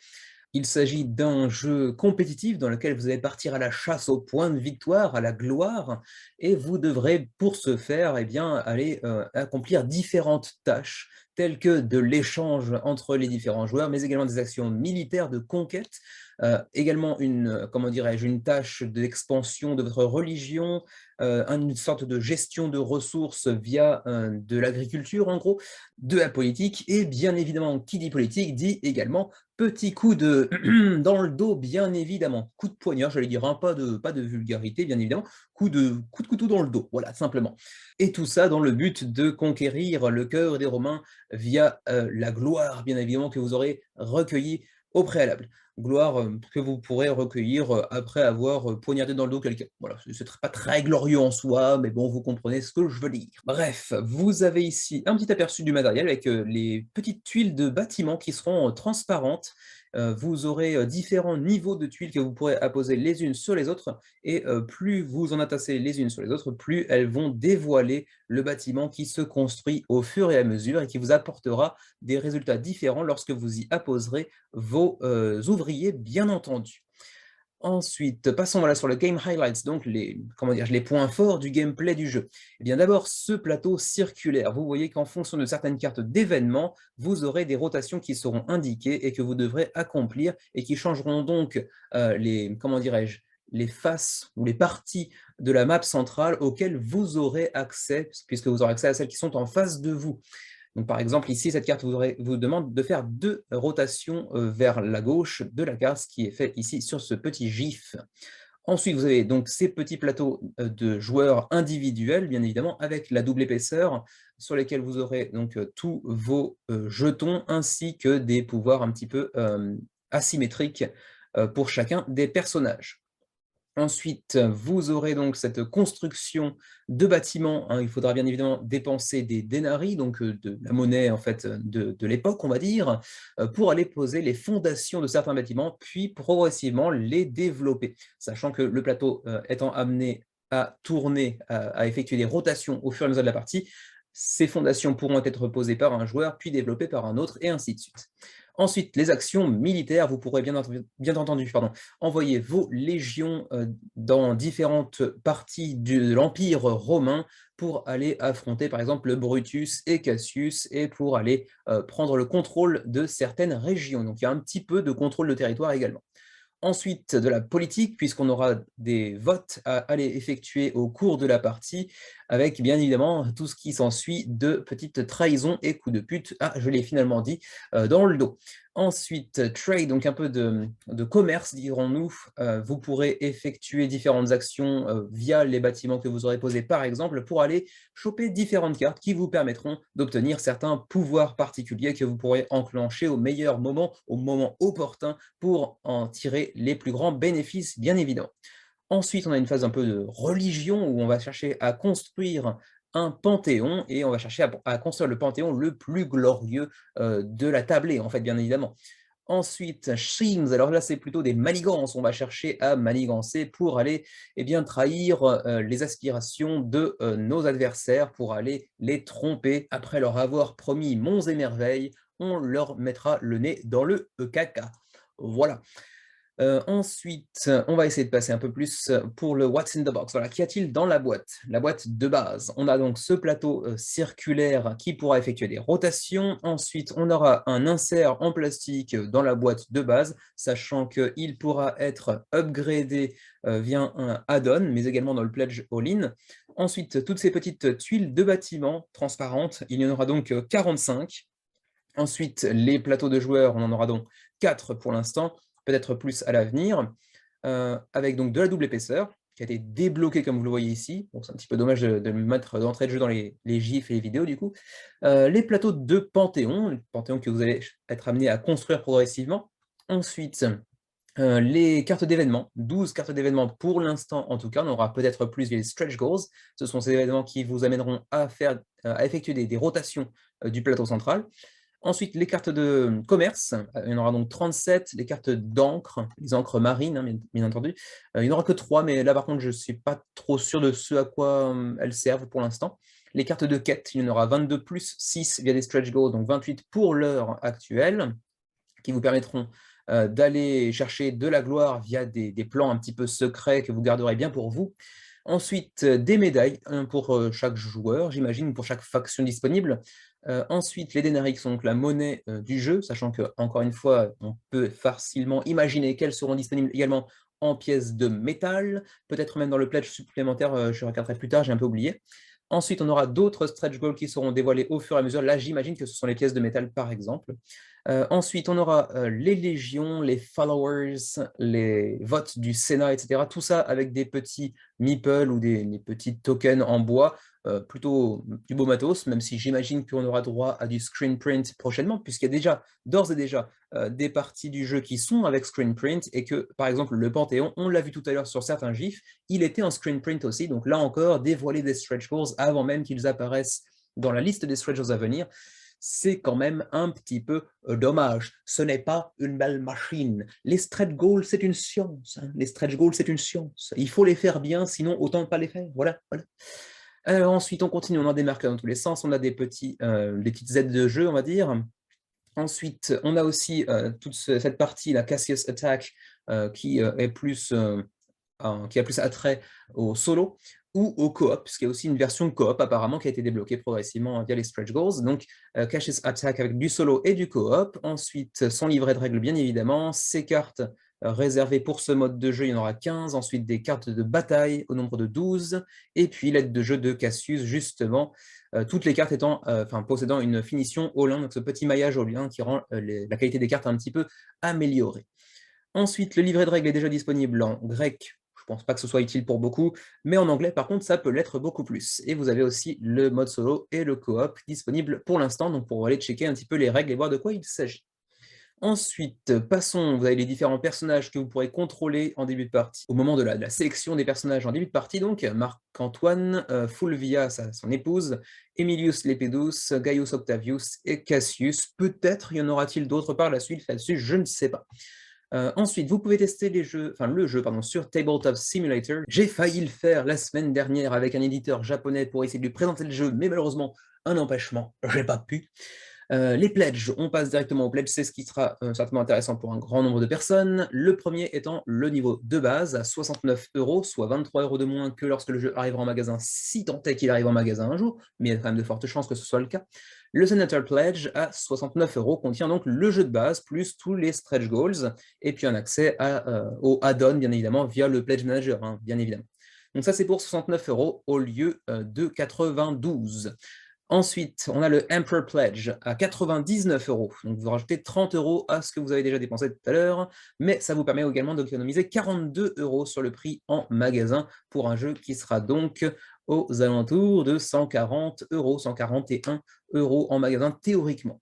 L'Emperor Pledge, c'est la même chose que le Senator Pledge. Ceci dit, on a aussi pas mal de petits add-ons. Alors, ils sont très très mal présentés ici. Il faudrait peut-être un peu plus de détails, mais bon, ici on vous le met entre parenthèses quand même. On aura donc les pièces en métal, donc bien évidemment. On aura aussi des sleeves, donc un tas de protège-cartes pour l'ensemble du jeu, et puis un tray, donc un insert plastifié, qui sera un petit peu deluxifié par rapport à celui qu'on a vu en début de campagne. Ensuite, pour 30 € de plus, à nouveau, à 129 €, là, c'est pour les retailers, donc ça ne vous intéresse pas théoriquement. Ensuite, les stretch goals, bien, on passera dessus plutôt dans le suivi du menu crowdfunding, même si je trouve vraiment décevant cette gestion des stretch goals. Les pièces de métal sont déjà en add-on. Vous pouvez d'ores et déjà mettre la main dessus en add-on si vous n'êtes pas intéressé par les protège-cartes ou par les trays un petit peu deluxifiés, donc les inserts plastifiés un peu deluxe, et que vous voulez seulement les pièces de métal, c'est possible, mais vraiment, c'est pas très rentable. Autant prendre le niveau de pledge, le all-in en gros, pour pouvoir avoir accès aux pièces de métal, aux sleeves et à l'insert deluxe. Bon, finalement, pour le prix, ça ferait quasiment la même chose et vous bénéficierez en plus de protège-cartes et d'un insert plastifié de bien meilleure qualité. Donc vraiment, en add-on, ça ne me semble pas nécessaire. Par contre, bon, les sleeves, éventuellement, donc les protège-cartes, si vous voulez uniquement ça, 5 €, c'est pas exagéré du tout. C'est un petit aperçu de ce à quoi va servir ce très bel insert deluxifié. Effectivement, le rangement, l'installation également d'ailleurs, doit être vraiment simplifié grâce bon, il a l'air vraiment bien foutu, c'est à peu près du niveau de Game Trace. Je ne serais pas d'ailleurs surpris d'apprendre que ça vient de Game Trace, mais il n'y a pas de mention faite à ce propos, donc je ne pourrais pas vous le confirmer. Ensuite, on va continuer un petit peu, alors quelques aperçus bien sûr, hein. On va plutôt descendre pour aller trouver les frais de port. Beaucoup de vidéos, mais pas une seule en français, ceci dit, c'est quand même un petit peu dommage. Si une en français, je crois en avoir vu une en français quelque part, mais je me trompe peut-être.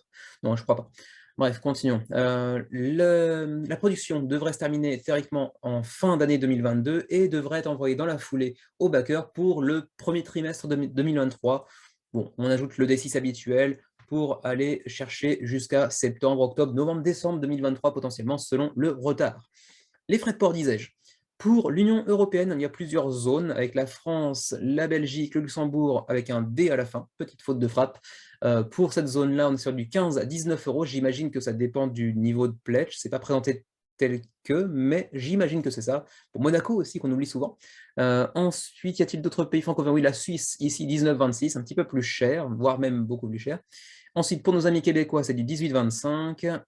Et pour nous qui sommes au Japon, c'est 22,35, mais on n'a pas de TVA. Bon. Après, j'imagine que comme c'est un projet européen, la TVA de toute façon est déjà incluse. Bah oui, je l'avais déjà mentionné tout à l'heure, ça fait partie des raisons pour lesquelles les Américains grognent un petit peu. Donc oui, bien sûr, la TVA est incluse pour vous. Donc pour nous, finalement, les frais de port seront un petit peu plus élevés. Ça pique un peu. 22, ça reste à peu près jouable, mais 35, ça fait quand même une grosse différence entre les deux pledges. On verra bien. C'est vrai que c'est mon coup de cœur de la semaine. J'aime beaucoup, comment dirais-je, la direction artistique que je trouve très soignée, le mécanisme du plateau central qui va effectuer des rotations sans que l'on puisse forcément prévoir exactement le type de rotation avant le début du tour et l'arrivée de l'événement en question. Le matériel est plutôt joli. La pose d'ouvrier, ça fait partie de mes mécanismes préférés dans le jeu de société moderne. Les tuiles de bâtiment un peu transparentes, je suis pas encore convaincu. J'attends de voir ce que ça donne dans les faits, dans la pratique, mais ça peut être assez joli. Le côté transparent fait que vous voyez encore la map en dessous. Pourquoi pas? Je trouve ça intéressant comme principe, mais je suis pas encore convaincu. Mais au-delà de ça, ça reste un jeu qui m'intéresse beaucoup, qui mêle pas mal de petits mécanismes et un petit peu de trahison en plus, de petits coups insidieux comme ça dans le dos de ses adversaires. Donc ça peut être assez marrant. J'aimerais bien le tenter d'ailleurs. Bon, j'ai toujours accès au Tabletop Simulator, comme tout le monde d'ailleurs. Donc j'aurais bien envie d'essayer, mais je ne sais pas si je réussirai à trouver le temps avec, bien entendu, tous les préparatifs de déménagement. On verra bien. Mais en tout cas, Age of Rome, projet de la semaine pour moi, qui me semble être le plus intéressant, même si, à mon avis, c'est un gros flop en comparaison avec les attentes que je pouvais en avoir. Donc 760 contributeurs à l'heure actuelle, 14 jours de la fin de la campagne et 55 000 € d'accumulés pour l'instant. On continue avec Nightmare Cathedral, mais d'abord, c'est l'heure du coup de flotte. À la vôtre. Donc, Nightmare Cathedral, un jeu compétitif de contrôle de territoire assez, comment dirais-je, assez atypique à plusieurs niveaux, notamment parce que c'est un jeu qui est basé sur les œuvres d'un peintre polonais assez célèbre apparemment. J'avais déjà entreaperçu certaines de ses œuvres sans connaître son nom. Il s'agit de... attention, par contre, l'accent polonais, je ne suis pas du tout... je suis pas du tout prêt, et vous non plus d'ailleurs. Hein. Zdzisław Beksiński, voilà. Mettez-moi une note en commentaire, dites-moi pour ceux qui sont aptes à parler polonais, qui sont capables de parler polonais, qui est une langue très très compliquée au sein des langues européennes. Mettez-moi une petite note, combien sur la prononciation du polonais. Voilà. C'est un projet qui nous vient de Board and Dice, qui est quand même un éditeur assez connu, qui a fait plusieurs très très bons projets, généralement, peut-être pas généralement, mais qui fait souvent des projets deluxifiés de jeux ayant déjà connu une édition au préalable. Récemment, on avait vu par exemple Yedo, dont on a parlé plusieurs fois avec Xavier, sans en faire de présentation pour le moment, mais c'est un excellent jeu, Yedo. Et plus récemment, sur GameFound, ils avaient sorti La Granja, ou La Granja en espagnol, je ne sais pas comment ça se prononce exactement, mais en gros, c'est un éditeur assez reconnu dans le milieu, qui cette fois propose un jeu tout à fait original, qui n'est pas une œuvre qui a déjà été proposée par le passé, qui a déjà été éditée par le passé, ce n'est pas le cas. C'est totalement nouveau. Nightmare Cathedral fait déjà un plutôt bon résultat, puisqu'on est sur GameFound, donc généralement ça attire, sauf exception, sauf gros mastodontes, type Awaken Realms ou Portal Games par exemple, ça attire généralement quand même bien moins de monde que ne peut le faire Kickstarter, bien évidemment. On est actuellement donc sur 1060 backers en 3-4 jours de campagne, à 13 jours de la fin de la campagne d'ailleurs, et 93 118 € d'accumulé. C'est pas mal du tout, on est à 300% du seuil de financement, donc c'est financé assez largement. C'est un jeu pour 1 à 4 joueurs avec un mode solo conçu par l'inénarrable, l'incontournable David Turchi, monsieur mode solo, monsieur Anachronie aussi au passage d'ailleurs, pour des parties de 60 minutes pour 14 ans et plus, dans un univers de fantasy un peu horrifique, propre à l'œuvre, aux œuvres au pluriel de Beksinski. Je vais devoir revenir à son nom plusieurs fois dans la campagne, et donc jeu de contrôle de territoire principalement, même si ce n'est pas que ça. Et attention, ce n'est pas souvent le cas du côté de Board and Dice, donc l'éditeur de ce jeu, mais ce jeu est une exclusivité, j'allais dire Kickstarter, mais non, pas du tout, est une exclusivité GameFound. Vous ne le trouverez vraisemblablement pas en commerce, sauf si les magasins en question ont backé eux-mêmes le jeu en mode retail, donc en ayant backé pour 20, 30, 40, 50 copies par exemple. Mais a priori, au-delà de ça, vous ne le retrouverez pas par la suite en magasin.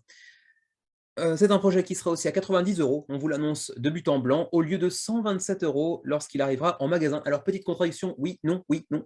MSRP, donc c'est le prix conseillé à la revente en magasin, donc potentiellement le prix auquel vous aurez à faire chez votre crémier habituel, si vous ne backez pas le jeu, mais que lui l'a fait et que vous cherchez à l'obtenir en magasin. Voilà, c'est le prix conseillé. Est-ce que ce sera véritablement celui-ci? Un petit peu difficile à dire. Mais en tout cas, sur cette campagne, 90 €. Donc, Nightmare Cathedral. Et là, on a cette belle cathédrale, enfin belle, cauchemardesque, soyons très honnêtes, cauchemardesque, hein, genre j'avais pas envie de me promener dans mes songes nocturnes dans cette cathédrale qui ressemble trait pour trait à celle de Notre-Dame, mais en côté un petit peu flippant, horrifique, bien évidemment. Donc, qu'est-ce que je voulais dire derrière? Je ne sais plus, bref, c'est une des illustrations principales et ce sera la partie centrale du plateau sur laquelle on devra aller construire justement cette cathédrale, me semble-t-il. Ensuite, différents emplacements que vous pourrez aller retrouver sur le plateau central, justement, qui sont tous, je crois, en tout cas, issus de l'imagination un petit peu morbide de Zdzisław Beksiński. Je vais torturer son nom à chaque fois que je le vois. Game design by Blaszej Kubacki, encore un autre polonais, mais celui avec un nom un peu plus facile à prononcer. Développement par Andrzej Nowak, c'est un projet vraiment polonais, avec donc le mode automate, le mode solo de David Turchi, en collaboration avec Nick Shaw, que j'avais oublié de mentionner. Alors voici le plateau central avec cette cathédrale au milieu du coup, et donc toutes ces zones que vous voyez ici, qui sont tirées de l'œuvre de, je ne vais pas remonter, je crois que j'ai mémorisé, de Beksinski, me semble-t-il. Jeu de contrôle de territoire, parce qu'en fait, vous allez avoir, vous tous, autour de la table, les 4 joueurs potentiellement autour de la table, un dreamer, donc un rêveur, vous les entreapercevez ici, en haut du plateau. Vous allez choisir un emplacement sur lequel vous allez faire popper un de vos followers, donc de vos fidèles, on va dire, sur tel ou tel emplacement, et vous devez essayer de les répandre progressivement, de construire des bâtiments, comment dirais-je, d'aller upgrader votre main, un petit peu de gestion de main via différents pouvoirs que vous pourrez obtenir au fur et à mesure de la partie, pour accomplir certaines actions, selon le timing, bien évidemment, au moment opportun. Donc c'est un jeu principalement de contrôle de territoire, mais qui n'en avait pas l'air, et je ne m'attendais pas forcément à un jeu de ce type-là. Je pensais à un truc bien plus horrifique, mais apparemment c'est pas tellement le cas, même s'il y aura des cauchemars qui entrent en jeu de temps à autre, mais c'est pas vraiment le centre du jeu tel que j'aurais pu l'imaginer. Au-delà de ça, direction artistique plutôt soignée, comme on aurait pu s'y attendre, c'est quand même un jeu basé sur les œuvres d'un artiste de renom, donc quand même si c'était dans un style très très particulier. Ensuite, on va voir un petit peu quelques aperçus en termes de gameplay également. Donc, déplacer son dreamer, son rêveur sur les différents emplacements que l'on peut voir ici pour aller déclencher certaines actions et aussi interagir avec nos opposants, comment dirais-je, nos adversaires plutôt. Ensuite, on va donc chercher à s'étendre sur le plateau, sur les différentes zones que l'on entrevoit ici, pour aller accomplir différentes actions et puis construire la cathédrale qui se trouve au centre du plateau ici. On voyait aussi qu'il y a pas mal de miniatures, hein, donc pas mal de kilos plastiques dans ce jeu-là, avec 4 couleurs pour chacun des joueurs, évidemment, hein, une couleur par joueur. Vous avez un petit aperçu justement des miniatures qui, elles aussi, sont issues de l'œuvre de Beksinski. Ensuite, continuons. Alors, pourquoi backer le projet? On passe un petit peu du coq à l'âne, mais pourquoi pas? 90 € parce que, justement, l'une des raisons principales, c'est justement le prix qui est quand même à 37 €. Oui, ça? Oui, 37? Oui, 37 €. Pouh, j'ai des problèmes avec mes mathématiques ce soir. 37 € d'économie par rapport au prix en magasin, si tant est que votre crémier vous le vende à ce prix-là. Peut-être qu'il pourrait vous le vendre moins cher, voire plus cher, hein. Après, il peut décider par lui-même, hein. Le MSRP, c'est recommandé, c'est une recommandation, c'est pas spécialement une obligation. Ensuite, parce que, et c'est quand même un argument principal aussi, c'est que c'est une exclusivité GameFound. Vous ne le trouverez pas dans le commerce, sauf si votre crémier l'a backé, mais une fois qu'il aura écoulé les copies qu'il a backées, eh bien, il n'en aura plus. Après, il faudra vous contenter du marché de l'occasion, par exemple. Ensuite, bon, l'habituel be a part of the campaign, donc soyez partie prenante de la campagne. Bon, non, en gros, non, ça n'a pas vraiment grand intérêt, c'est pas vraiment le cas. Alors, qu'est-il dans la boîte pour ces 90 €? On a donc ce plateau central avec ses différents emplacements, et également une piste d'avancée qui vous permettra de déclencher certains effets. Ensuite, tout un tas de petits marqueurs en bois. Ensuite, un plateau, une sorte de puzzle, enfin, il y a 2 pièces d'un plateau pour aller construire la cathédrale, j'ai l'impression, enfin, 2 pieces of cathedral, et également Devoured Unit Sideboard, donc un plateau, c'est celui qui va se mettre en haut du plateau, je crois, hein, c'est ça? Non, c'est pas du tout ça? Attendez, je vais retrouver ça parce que je l'ai déjà vu tout à l'heure, mais j'avais oublié où c'était. Oui, c'est ça, c'est ce qui se trouve en haut, je crois, du plateau, hein, au sommet, ici, me semble-t-il, avec une sorte de mâchoire au milieu. Est-ce que c'est bien ça ou est-ce que je me gourre? Allons voir à nouveau. Non, c'est pas du tout ça du coup, je l'ai pas vu. Bon bref, je ne sais pas trop ce que c'est du coup. Ensuite, on aura diverses tuiles par-ci, par-là, des miniatures dans tous les sens, avec la miniature de la cathédrale, et puis ensuite tout un tas de personnages, donc les Shapers par exemple, les Dreamers qui sont en fait vos personnages à vous, hein. Ensuite les Followers que vous pourrez aller ajouter sur les différentes zones du plateau central en fait, les différents forts, donc les bâtiments que vous pourrez construire au fur et à mesure, ensuite les Shadows, tous aussi flippants les uns que les autres, hein, ces personnages. Et puis ensuite, on aura donc les miniatures qui seront issues directement de certains tableaux de Beksinski, comme ici, je ne sais pas comment ils s'appellent du coup, mais ils sont assez flippants, ces joueurs de, bon, je sais pas, c'est pas de la trompette, mais bon, c'est un musicien osseux, hein, il a des doigts, il a des doigts. Ensuite, vous voyez un petit peu des aperçus, hein, avec les comparaisons toujours du tableau d'origine avec la miniature qui correspond. C'est plutôt assez joli en général, très très imagé, assez abstrait, mais plutôt dans le bon sens du terme. Je suis généralement pas du tout un fan d'art abstrait, mais là c'est de l'art abstrait qui me semble avoir sa place dans un musée plutôt que certaines autres qui y sont parfois et qui n'ont pas lieu d'être à mon avis.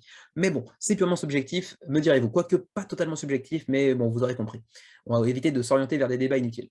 Alors ensuite, continuons avec un petit peu la taille ici des miniatures, on s'en fout un petit peu. On a aussi 200 cartes incluses dans le jeu. Des cartes de conflit de niveau 1, de niveau 2, on a aussi des cartes de rêve qui sont en fait vos objectifs de fin de partie, qui orienteront bien sûr votre stratégie. Ensuite, des cartes de combat, des aides de jeu, des cartes d'action également, des cartes de développement, hein. Ce sont ces cartes que vous apposerez en dessous du plateau, enfin dans votre partie de jeu en fait de table, pour aller accomplir certaines actions et les développer, parce qu'on aura des niveaux 1 et des niveaux 2. Ensuite, les cartes de cauchemar que vous voyez ici, qui vont impacter, je pense, l'ensemble des joueurs, j'imagine. Je n'ai pas fouillé la règle, le livret de règles en détail. Plusieurs vidéos disponibles, pas de vidéos en français, je crois, par contre. Ici, vous avez un petit peu de détails concernant le gameplay. Je vous disais tout à l'heure, justement, le Dreamer que vous allez déplacer sur cette petite piste pour aller envoyer ensuite vos followers, sachant qu'il y aura certaines restrictions et certains effets, puisque par exemple, si vous placez votre Dreamer sur la case occupée, enfin sur une case occupée par un autre Dreamer d'un joueur adverse, il pourra bénéficier de certains bénéfices, de certains bonus, pardon, donc une certaine forme d'interaction en fonction de votre placement de Dreamer. Ce n'est pas un placement d'ouvrier, mais bon, vous m'aurez compris. Ensuite, vous allez pouvoir invoquer des followers que vous pourrez les placer donc sur les différentes zones du plateau central, pour ensuite chercher à les étendre sur les différentes zones, puis ensuite fortifier votre positionnement sur telle ou telle zone en y ajoutant des forts. Ensuite, il y aura différentes manœuvres à mettre en jeu pour aller affronter votre adversaire et lui mettre des coups de tatane au niveau du fion, voilà. Et puis ensuite, accomplir certains rituels pour progresser sur une piste ici que l'on voit et qui va pouvoir, c'est ça, ouais, aller prendre le contrôle de Nightmares, donc de cauchemar, en fonction de votre évolution sur la piste qui se trouvera en bas du plateau. Les cartes de développement, les cartes de rêve qui seront vos cartes d'objectifs pour la fin de partie, pour aller scorer des points de victoire bien évidemment. Ensuite, on continue les stretch goals, on les verra plus tard. D'ailleurs, il n'y a pas de stretch goals, c'est uniquement apparemment un social goal. Mais à quoi correspond-il ce 21 500? Est-ce que c'est le nombre de backers qu'il faudrait aller chercher ou... Là, je ne sais pas pour l'instant, hein, pour être tout à fait honnête. Mais en tout cas, on pourra potentiellement aller débloquer un RPG, un scénario de RPG qui sera téléchargeable en PDF et qui sera l'œuvre apparemment de... j'arrive pas à lire son nom, mais Kuba Polkowski, je crois, hein. Encore un Polonais. Bien évidemment, c'est un jeu polonais, donc c'est logique. Les pledges, donc 90 €, j'ai dit tout à l'heure, c'est le seul niveau de pledge, parce qu'après, il y a les groupes pledge ou les retailer pledge pour ceux qui tiennent un magasin. Éventuellement, vous pourrez prendre 50, 100, 300, 1000, 3000 copies si ça vous chante, mais vous aurez beaucoup de mal à épuiser vos stocks. On pourra aussi aller chercher des protège-cartes Paladin, donc une référence en la matière pour 9 €. Et puis également le Nightmare Cat. Là, par contre, j'ai aucune idée de ce dont il s'agit. C'est une petite miniature. D'accord, une miniature promotionnelle qui n'a apparemment pas vraiment d'intérêt particulier, avec une carte pour des règles donc spécifiques. Donc apparemment, si, ça peut avoir un intérêt en termes de gameplay. Bon, pourquoi pas. Et puis ensuite, les frais de port. Donc les frais de port pour l'Union européenne ici, sauf Allemagne, Chypre et Malte qui ont un tarif un petit peu différent. Pour l'Union européenne, c'est du 8 €. Donc c'est vraiment pas très cher en termes de frais de port. Et la TVA, qu'en est-il si c'est en Pologne? On peut imaginer qu'elle est déjà incluse également, je pense en tout cas. Ah non, excusez-moi, c'est écrit en plus en rouge, hein, pour ne pas le manquer et que donc je le manque bien évidemment. Donc la TVA sera ajoutée dans le Pledge Manager, donc attention à ça. Donc 90 €, ça vous fera environ 18-19 € de TVA, plus les 8 € de frais de port pour la France. Donc je vous conseille bien évidemment, d'autant que c'est disponible et présenté tel quel dans les niveaux de pledge, d'aller chercher un pledge groupé, bien évidemment. Ou alors même demander à votre magasin du coin s'il pledge éventuellement pour attendre tout simplement qu'il soit livré.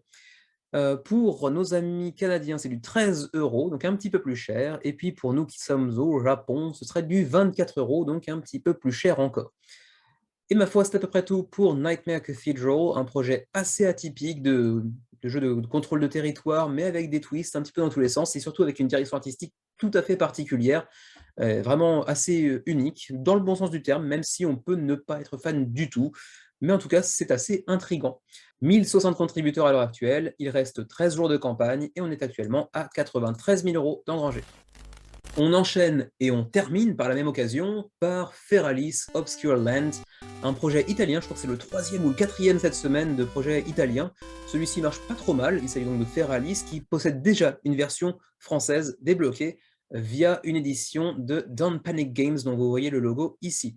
Donc ce sera une édition française Don't Panic Games.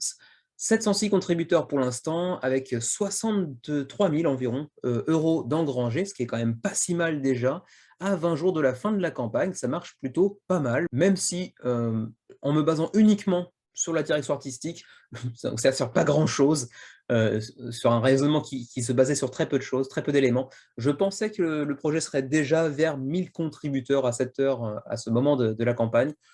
Mais 706, c'est plutôt un bon début, d'autant plus que ça nous vient de Dear Game Studio, qui est un primo-porteur italien, premier projet donc sur Kickstarter pour eux.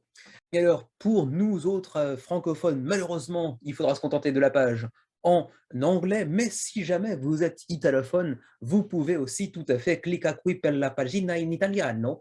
Et est-ce que ça se voit que j'ai jamais pris italien deuxième langue ou troisième langue? J'étais équipe allemand, moi, mais bon, j'ai tenté pour le fun. Donc vous avez la page en italien, si jamais vous êtes italophone et que vous êtes plus compétent en italien qu'en anglais, vous pouvez aller checker. Ensuite, passons donc, Feralis, c'est un jeu avant tout de confrontation pour 2 à 4 joueurs, certes, on va le voir d'ailleurs un peu plus bas, voilà, ici, 2 à 4 joueurs pour des parties relativement courtes et ramassées de 30 à 60 minutes, ça dépend j'imagine du nombre de joueurs autour de la table, pour 14 ans et plus, dans un univers très très sombre, mais vous allez me dire, oh putain, la direction artistique, elle est pas piquée des hannetons. C'est joli. C'est joli. Attention, je ne dis pas que c'est pas beau. C'est joliment réalisé. C'est très très joliment réalisé. La direction artistique est assez folle, si tant est qu'on aime tout ce qui est un peu horrifique. Ça pourrait tout à fait trouver sa place dans la campagne précédente, à savoir donc celle de Nightmare Cathedral. Ça pourrait tout à fait s'y trouver. C'est un jeu avec un univers très très sombre, mais c'est très très joliment réalisé. En tout cas, les illustrations de cartes sont magnifiques. Le matériel globalement a une belle couleur bien sombre, noir, or, donc c'est deux couleurs qui vont très bien ensemble en général. Tout est assez soigné visuellement. Et donc, vous avez un petit aperçu des différents gifs ici qui vous donnent déjà un premier aperçu de ce à quoi vous avez à faire dans ce jeu. Un jeu de confrontation, principalement pour 2 joueurs, soyons honnêtes, hein, 1 contre 1, même si on peut jouer jusqu'à 4 joueurs, où vous allez vous opposer avec un adversaire en face de vous, comme tout bon jeu de confrontation de ce genre, avec un aspect de construction de deck, mais qui n'est pas nécessaire, hein, vous n'avez pas besoin de passer par cette étape-là, vous pouvez jouer d'entrée de jeu sans faire de construction de deck également. Donc jeu avec des cartes qui sont double face, pour la majorité, mais pas seulement. Vous allez avoir un leader de faction, en gros, hein, comme ici on voit donc Zagal, Malek, Morgal et Nora, qui seront les 4 principaux personnages leaders de faction, qui auront des pouvoirs spécifiques et asymétriques bien entendu, et qui dirigeront chacun une faction différente. On va voir ça un petit peu plus tard. D'abord, le petit Why Back Now? Pourquoi backer maintenant? Alors parce que d'abord, il y aura du contenu exclusif avec un S et non un X, allez savoir, exclusive.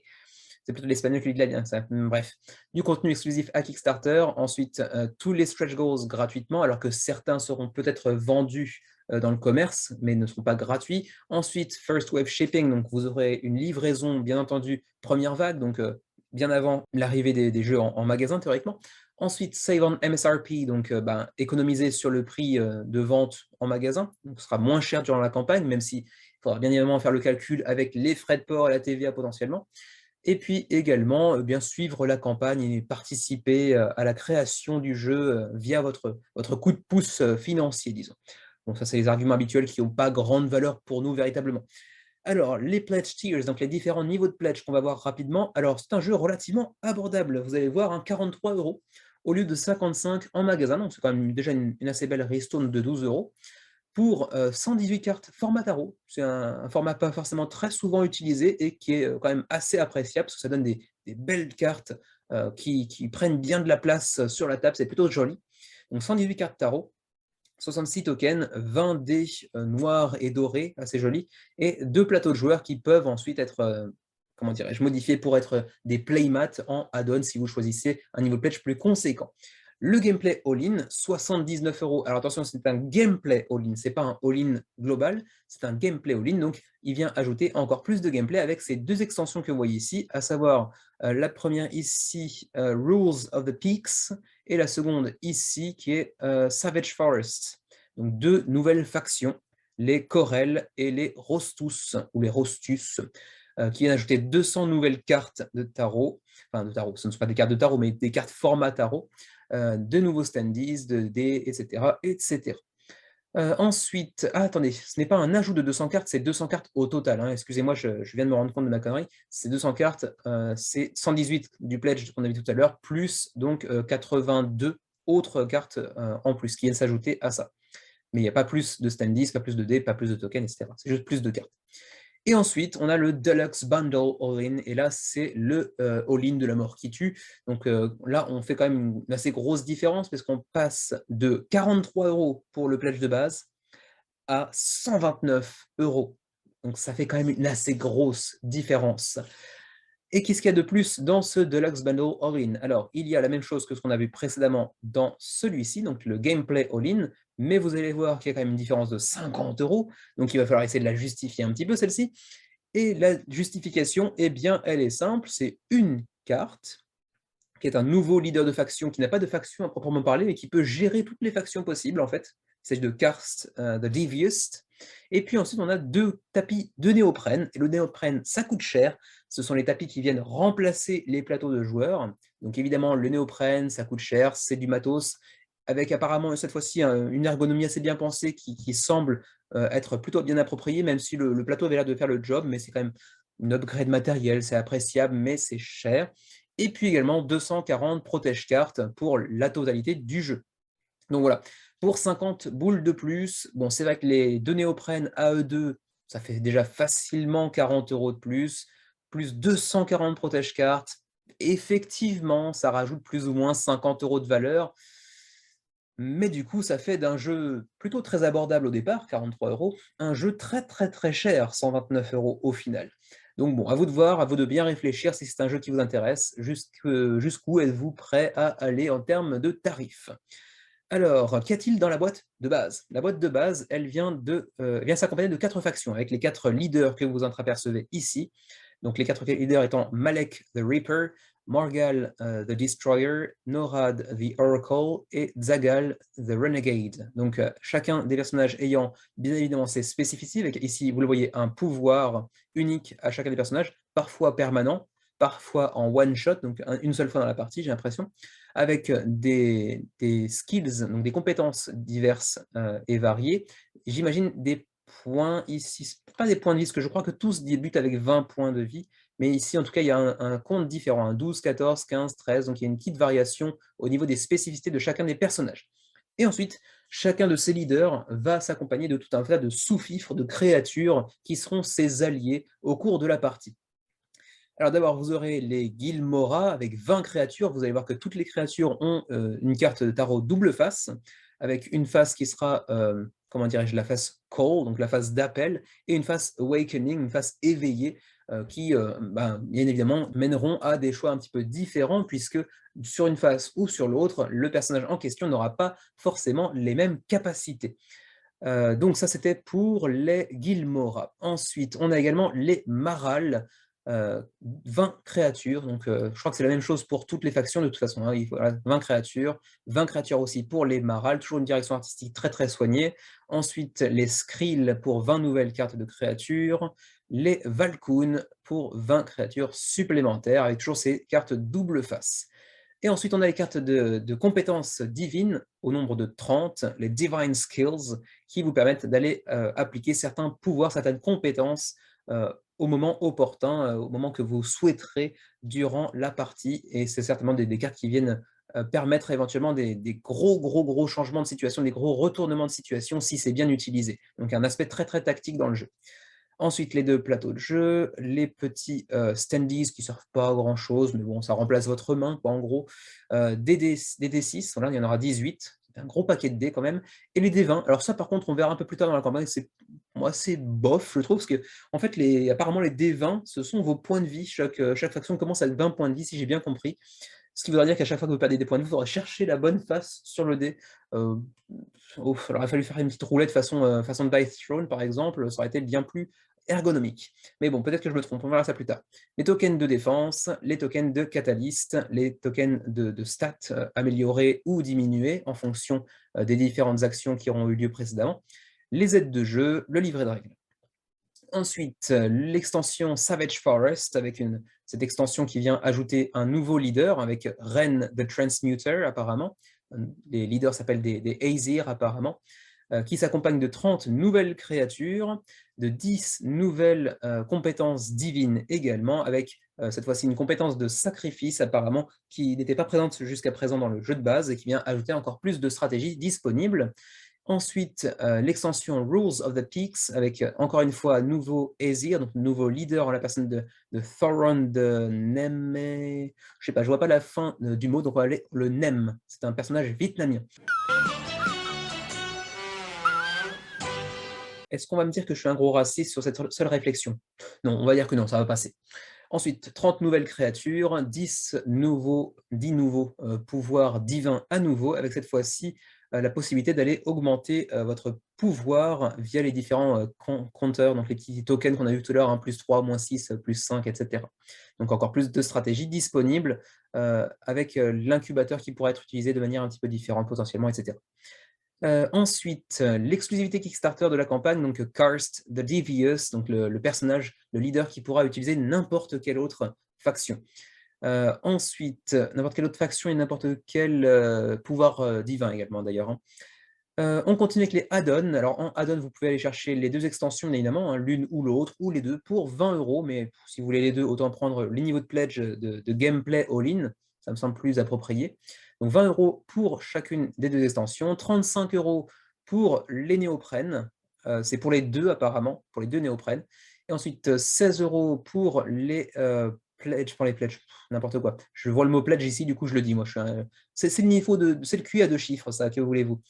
Donc 16 € pour les protège-cartes, sachant que, attention, c'est 16 € pour le protège-carte du, pledge de base, donc attention, sans les extensions.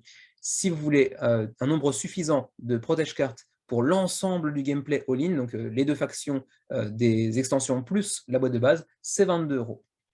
Ensuite, continuons le gameplay pardon. On l'a vu précédemment un petit peu, mais on va revoir ça un petit peu en détail. C'est bien donc ça, le D20 qui sera, votre dé de points de vie, hein. Chaque joueur va commencer la partie avec 20 points de vie et donc vous devrez bel et bien aller chercher la face, qui correspond au nombre de points de vie restants après avoir pris les dégâts.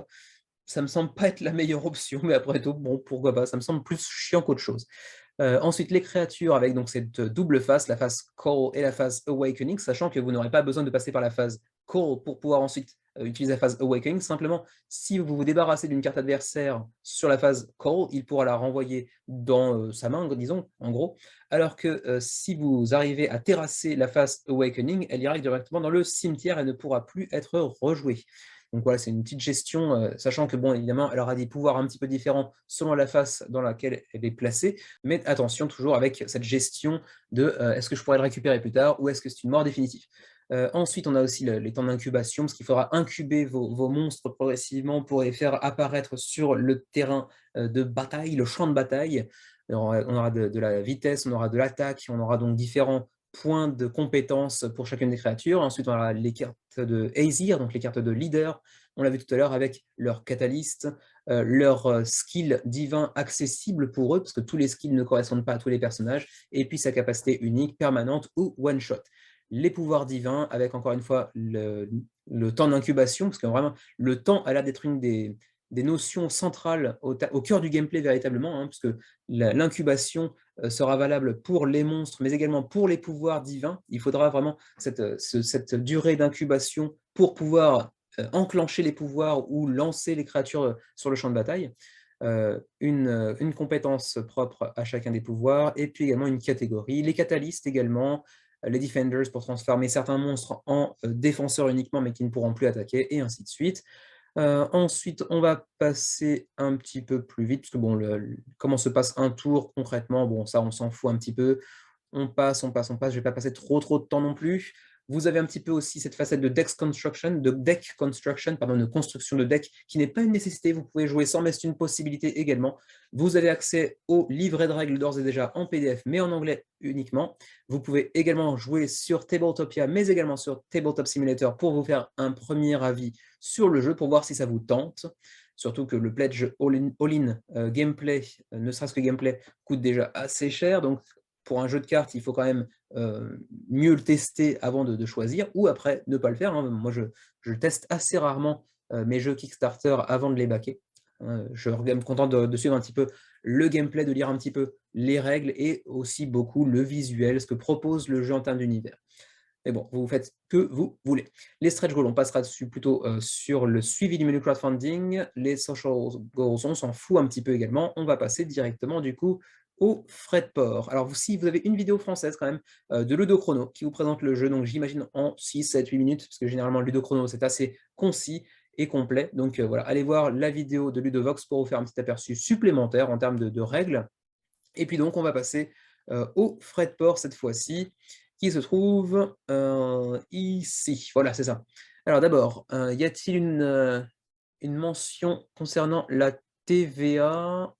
Oui, la TVA, elle est marquée ici, mais c'est peut-être pas pour tous les pays, j'ai l'impression. Enfin, Norway, 25% VAT to be charged, not custom friendly. Ouais, je sais pas trop. Donc bref, pour l'Union européenne avec la France c'est du 16, 18, 19 en fonction du niveau de pledge que vous avez sélectionné. Le Canada, 26, 30, 31, ça picote un petit peu quand même pour le Canada. Et pour nous qui sommes dans le rest of Asia, j'imagine, ouais, Japan, ça, 30, 35, 37, ça picote beaucoup aussi. La Norvège n'est pas dans la zone euro. Est-ce que ça veut dire que la TVA est gérée un petit peu différemment? Est-ce que pour vous qui êtes en Europe, la TVA n'est pas appliquée ou est déjà incluse en tout cas dans le prix de base? C'est ce que je serais amené à penser quand je vois ici la mention faite concernant la TVA norvégienne, alors que les autres pays européens n'ont pas de mention concernant la TVA. Donc je pense qu'effectivement, elle est déjà appliquée pour l'Europe. À voir. Peut-être dans la FAQ, il y aura une réponse là-dessus. Et ma foi, c'est à peu près tout. Je peux quand même juste vous dire que théoriquement, le jeu devrait être livré pour mai 2023, donc un an après la fin de la campagne. Et c'est à peu près tout pour Feralis, un projet à la direction artistique vraiment très soigné. Si tant est qu'on aime ce genre d'illustration un peu sombre, un petit peu, comment dirais-je, dark fantasy, quoi, en gros. Mais c'est un bien joli jeu de confrontation, comme on en a vu quand même beaucoup. Reste à voir s'il saura tirer son épingle du jeu, mais j'aime beaucoup cette notion de l'incubation du temps, qui est vraiment un facteur central du gameplay.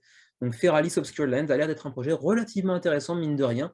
Peut-être un petit peu cher dès lors qu'on veut s'orienter vers un gameplay all-in, ne serait-ce que le gameplay all-in, pas forcément aller chercher les playmats en néoprène, mais ne serait-ce que le gameplay all-in, ça commence à faire un petit peu cher pour un jeu qui est uniquement centré sur des cartes quand même, il faut bien le dire. 707 contributeurs pour l'instant en tout cas, à 20 jours de la fin de la campagne, 63 000 € d'accumulés, c'est quand même pas mal du tout. Juste par curiosité, la communauté, on est sur 54 backers français, 3e position, c'est déjà pas si mal. Et ma foi, c'est à peu près tout pour cette semaine pour le menu crowdfunding. Donc, eh bien, on va se quitter là sans plus tarder. Je vous souhaite bien évidemment de passer une excellente journée, un excellent week-end, une excellente semaine. Ça dépend à quel moment de la journée, à quel moment de la semaine vous regardez cette vidéo, bien évidemment. En attendant, prenez soin de vous et de vos proches. Jouez bien, portez-vous bien, et à la prochaine.